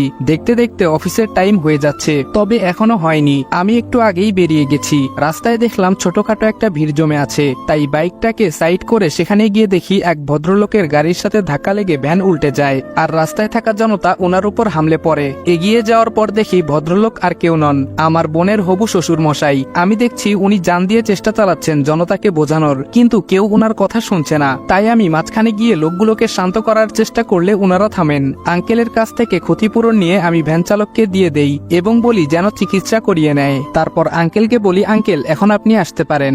আঙ্কেল বলল, থ্যাংক ইউ ইয়াং ম্যান। আমি বললাম, ইউ আর মোস্ট ওয়েলকাম, আপনার সাথে পরে কথা হবে, আমার একটু তাড়া আছে, সো বাই। আঙ্কেল বলল, ঠিক আছে যাও, বলে উনি গাড়িতে উঠে গেলেন, আর আমিও বাইক নিয়ে সামনে এগোলাম। অফিসে পৌঁছে দেখি নীরবরা সবাই পৌঁছে গেছে, আর যার যার কাজে ব্যস্ত। আমি যেহেতু ম্যানেজারের সাথে খাতির বানিয়ে নিয়েছি, তাই আমার উপর এত চাপ নেই। সবার দিকে চোখ বুলিয়ে একবার নিজের রুমে চলে আসি। এর মধ্যে ফোন বেজে উঠলে ফোনটা হাতে নিয়ে দেখি অগ্নির ফোন। সে অফিসে আসতে চাইছে, একা একা নাকি আর ভালো লাগছে না। আমি বললাম, না অগ্নি, তুমি আসলে রিস্ক হয়ে যাবে, হাতে গুলি লাগা দেখলে যে কারো সন্দেহ হতে পারে। অগ্নি বলল, ওকে স্যার, তবে আপনার নেক্সট কোনো সিক্রেট মিশনে কিন্তু আমি যাব। আমি বললাম, আচ্ছা এখন রেস্ট করো প্লিজ। অগ্নি বলল, ওকে স্যার। ফোনটা রেখেই কম্পিউটার স্ক্রিনে চোখ রাখি, তখন দরজা ঠেলে কেউ প্রবেশ করে। আমি বললাম, রাতুল, কি ব্যাপার? রাতুল বলল, স্যার বেশ কিছু লোকের ডিটেলস বের করেছি, আর সেগুলোই আপনাকে দেখাতে চাই। আমি বললাম, আচ্ছা ঠিক আছে, রাখো, এখানে দেখানো ঠিক হবে না, এখন কাজে যাও, আমি ফোন করলে জায়গা মতো চলে যেও। রাতুল বলল, ওকে স্যার। এই বলে রাতুল বেরিয়ে গেল, আর আমি আবারও মন দিলাম আমার কাজে। কিছুক্ষণ পর অফিস থেকে বেরিয়ে যাচ্ছি অফিসেরই একটা দরকারি কাজে, যেটা ম্যানেজারের আদেশ, আর আমায় বলা হয়েছে কাজটা সেরে আজ আমার ছুটি, আর আসতে হবে না। আমিও বেরিয়ে যাই। কাজটা শেষ করে রাতুলকে ফোন দিলে সে জানায় তার হাতের কাজ একটু বাকি। আমি বললাম, ওকে, তাড়াতাড়ি চলে এসো। রাতুল বলল, ওকে স্যার। রাতুলের কাজ শেষ হয় 3:30 নাগাদ। কাজ শেষে ছুটে আসে আমার বলা ঠিকানায়। রাতুল বলল, হ্যালো স্যার। আমি বললাম, বসো। সে বসে তার ল্যাপটপটা অন করে কিছু ব্যক্তির ছবি আর ডিটেলস আমায় দেখাতে থাকে। রাতুল বলল, স্যার সবশেষে যাকে স্পেশালি বলেছিলেন তার সম্পর্কে অনেক কিছু জানা গেছে। গেছে। আমি বললাম কি জানতে পারলে? রাতুল বলল চৌধুরী গ্রুপ অফ ইন্ডাস্ট্রির বর্তমান কর্ণধার মিস্টার রৌফ চৌধুরী আর তার উত্তরসূরি হলেন রোহান চৌধুরী। আমি বললাম হ্যাঁ, এটা তো জানা খবর। রাতুল বলল তবে স্যার, রোহান চৌধুরীর বাবা রৌফ চৌধুরী না। আমি বললাম হোয়াট, তাহলে কে? রাতুল বলল স্যার, আমি বলছি পুরোটা, একটু অপেক্ষা করুন, আমি ইনফরমেশন গুলো বের করছি। রাতুলের কথায় আমি ভেবাচেকা খেয়ে গেলাম। রাতুল নিজের ল্যাপটপে কিছু খুঁজছে আর আমি ভাবছি ওরা যদি বাপ ছেলে না হয় তাহলে কে?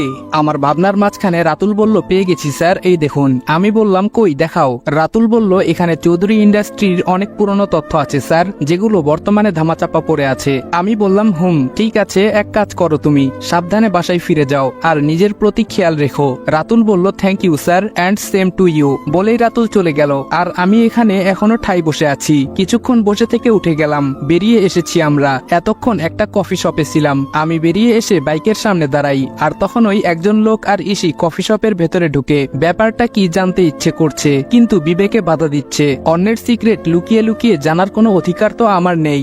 আমি নিজের কাজে মনোযোগ দিয়ে করতে পারলেই হলো। এই বলে বাইক স্টার্ট দিয়ে এখান থেকে বেরিয়ে এলাম। কিছুটা দূর চলে আসছি, কিন্তু ভেতরটা শান্তি পাচ্ছে না। বারবার জানতে ইচ্ছে করছে ওরা কেন কফি শপে গেল। নিশ্চয়ই কফি খেতে ওরা এত দূরে আসেনি। আর সাথের লোকটাই বা কে?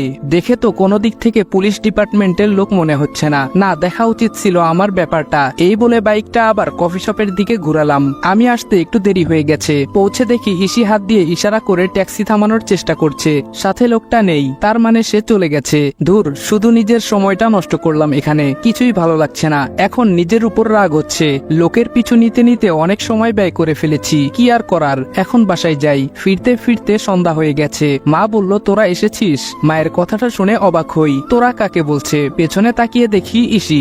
আমার ঢোকার কিছুক্ষণ পর ইসি ভেতরে ঢুকে। ইসি বলল হ্যাঁ মামনি, আর বলো না, রাস্তায় এত যানজট ছিল না, গাড়ি এগোচ্ছিলই না। ও তেরি, কি মিথ্যা বলছে, দেখো রাস্তা তো একদম ফাঁকা ছিল, আর এ বলছে জ্যাম ছিল। ভাইয়া বলল কই রে, আমি তো একটু আগে ফিরলাম, তখন তো রাস্তা ফাঁকা ছিল। ইসি বলল তুমি যখন এসেছো তখন ফাঁকা ছিল, কিন্তু এখন জ্যাম। উনিও তো এখন এসেছে, উনাকে জিজ্ঞেস করে দেখো কি ছিল না জ্যাম।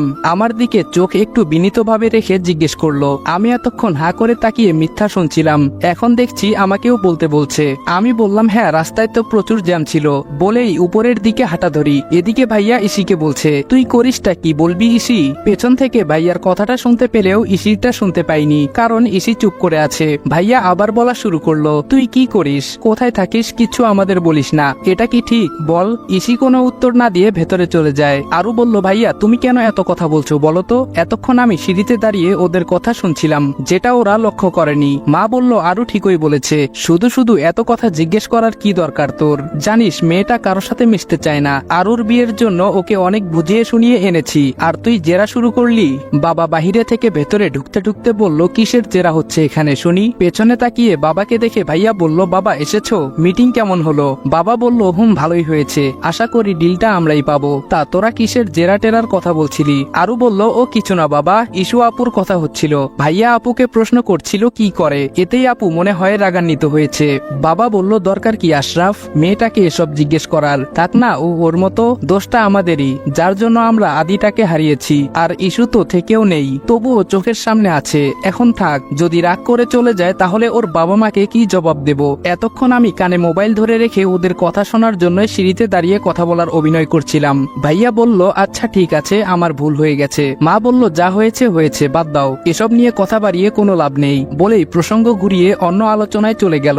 আর আমি নিজের রুমে চলে এসেছি, কিন্তু তাদের কথার মাথামুন্ডু কিছু বুঝে উঠতে পারছি না। ইসির আবার কি হয়েছিল, আরো আলাদাই বা কেন থাকে, হিসেব কোনোটাই মিলাতে পারছি না। ধুর, মাথা ধরে আসছে আমার। তাই ফ্রেশ হতে ওয়াশরুমের দিকে গেলাম। অনেকক্ষণ ধরে শাওয়ার নিয়ে বেরিয়ে এলাম। ঘড়িতে এখন 8:48, তাই ফোনটা হাতে নিয়ে বসেছি। ফোনের ভেতরে ফেসবুক স্ক্রল করতে করতে চোখ দুটো বন্ধ হয়ে আসছে, তাই উঠে গিয়ে আবার চোখে মুখে পানি ছিটিয়ে দিলাম। আসলে শরীরটা দুর্বল, তার উপর এত প্রেসার, মনে হচ্ছে জ্বর আসতে চাইছে আমার। কিছুক্ষণ পর মা এসে বলে খেতে যাওয়ার জন্য, তাই উঠে যাই। আমিও মনে মনে এটাই চাইছিলাম, কিছু একটা খেয়ে ওষুধ খেতে হবে, এত সহজে দুর্বল হলে চলবে না। তাই আর দেরি না করে মায়ের পেছন পেছন চলে যাই নিচে। আমাকে দেখে বাবা বলল রাজ, তোমায় এত ডাকতে হয় কেন, নিজের থেকে আসা যায় না? খেয়াল করলাম সবাই আমার দিকে তাকিয়ে আছে। আমি কিছু না বলে চেয়ার টেনে বসে গেলাম। আমার কোনো উত্তর না পেয়ে বাবা একটা দীর্ঘশ্বাস ছাড়লেন। ভাবি বলল ইস্যু নাকি খাবে না? ভাবির কথাটা শুনে আমি ভাবির দিকে তাকাই। এতক্ষণে খেয়াল করলাম এখানে ইসি নেই, তাই তাই তো কেমন কম কম লাগছিল। ভাবি আর ইসি দুজন মিসিং, কম তো লাগবেই। মা বলল, ও মা সে কি কথা? ভাবি বলল, আমি অনেক বললাম কিন্তু কাজ হয়নি। আরু বলল, আপু হয়তো এখনো রেগে আছে। ভাইয়া বলল, একটা কথায় মেয়ের এত রাগ হয়ে যাবে বুঝতে পারিনি। ইসি অনেক শান্তশিষ্ট মেয়ে ছিল ছোট থেকেই, তবে একবার রাগ করলে তা আর কারো ভাঙানোর সাধ্য ছিল না একমাত্র আদি ছাড়া, মানে আমি। সেই অবস্থাটা এখনো রয়েছে, কেউ ওর সামনে যায়নি। মা বলল, এখন জোর করতে গেলে হিতে বিপরীত হতে পারে, তাই বলে সারা রাত না খেয়ে থাকবে এটা কেমন কথা? ওর তো না খেয়ে উপোস থাকলে সমস্যা হয়। মায়ের কথাটা শুনে মনে পড়ে ছোটবেলায় একবার ইসি কোনো একটা কারণ নিয়ে খুব অভিমান করেছিল। সারাদিন ভাত খায়নি, এমনকি পানি পর্যন্ত খায়নি, কিন্তু তখন আমি এতটা সিরিয়াস ছিলাম না, এজন্য বেশি জোরও করিনি। যদিও জানতাম না তখন আমি জোর করলে খেত কিনা। না খাওয়ার কারণে ও অনেক অসুস্থ হয়ে পড়ে। তখন ডাক্তার আঙ্কেল জানায় ওর নাকি কি সমস্যা আছে। তখন আমার ছোট মাথায় ঢোকেনি, বুঝতে পারছিলাম যে ও না খেয়ে থাকলে সমস্যা হবে, এই রকম কিছু একটা। ও যেন কোনো সময় খালি পেটে না থাকে, এটা ভেবে আমার ভীষণ খারাপ লাগতে শুরু করেছিল। কি করব এখন? তাই আর কিছু না ভেবে আমি উঠে দাঁড়াই। বাবা বলল, এ কি, তুমি উঠে গেলে কেন? আমি বললাম, আপনারা বসুন, আমি দেখছি উনাকে বোঝাতে পারি কিনা। মনে হয় এই মুহূর্তে পৃথিবীর সবচেয়ে আশ্চর্যজনক কথাটা একমাত্র আমি সর্বপ্রথম বলেছি। সবার রিয়াকশন দেখে আপাতত এটাই মনে হলো আমার। মা বলল, তুমি যেও না, এতে হিতের বিপরীত হবে বাবা। আমি বললাম, আপনারা খাওয়া শুরু করুন, আমি উনাকে নিয়ে আসছি। আমার কথায় বাবা মা দুজন নিঃশ্বাস ফেললেও বাকি তিনজন এখনো হা করেই আছে। আমি ওপরের দিকে হাঁটা ধরলাম ইসির রুমে যাওয়ার উদ্দেশ্যে। গিয়ে দরজা নক করছি, কেউ খুলছে না। গলাটা একটু ঝাড়া দিয়ে বললাম, ভেতরে কেউ আছেন? আমার গলা পেয়ে হয়তো অবাক হয়েছে, তাই এসে দরজাটা খুলে দিল। আমি বললাম, সবাই অপেক্ষা করছে, খেতে আসুন। ইসি বলল, হু আর ইউ? আমি বললাম, আই এম রাজদীপ। ইসি বলল, ফাজলামু করেন? এই বলে দরজাটা মুখের উপর বন্ধ করে দিল। আর একটু হলেই আমার নাকটা যেত। তারপর অনেকক্ষণ ডাকাডাকির পরেও দরজা খুললো না। কি করি এখন? পেয়েছি। আমি বললাম, কাল অফিসে কাজের অনেক চাপ যাবে, কেউ যদি বলে সে অসুস্থ তাহলে তাকে ছাঁটাই করে দেওয়ার আদেশ আছে। এখন ভেবে দেখুন কাজটা আপনার দরকার না অদরকার। বলেই চলে এলাম। আমি কোন দিকে ইঙ্গিত করেছি সেটা ও সরাসরি না বুঝলেও ওই অফিসে থাকাটা কত দরকারি তা বুঝতে পেরেছে, তাই আমিও চলে এলাম। আমায় একা নামতে দেখে মা বলল, দেখলে তো কত জিদ, আসেনি? ভাইয়া বলল, মা ওই দিকে দেখো। ভাইয়ার কথায় সবাই পেছনে ফিরে যা দেখলো তাতে সবার মুখই হা। ইসি আসছে খাওয়ার জন্য, কিন্তু একটা কথাও বলেনি, তাই কেউ কিছু জিজ্ঞাসা করেনি। এদিকে আরো আর ভাবি একবার আমার দিকে আরেকবার ইসির দিকে তাকাচ্ছে। ওদের চাহনি মোটেও ঠিক নয়, তাই আমি তাড়াতাড়ি খেয়ে নিজের রুমে চলে এলাম। রুমে বসে বসে ল্যাপটপে কাজ করছি, তখন ফোনটা বাজে। ফোনটা কেটে দিয়ে বিছানার উপর ফেলে দিয়ে নিচে বসে পড়লাম। কি করব কিছু বুঝতে পারছি না। কেস কেমন জটলা পাকিয়ে যাচ্ছে বলে মনে হচ্ছে। সমাধান করতে গেলে আরো জট লেগে যায়। ভোর হতেই আমি বেরিয়ে এলাম কালকে ফোনে বলা ঠিকানায়। এসেই যা দেখলাম তাতে আমি অবাক।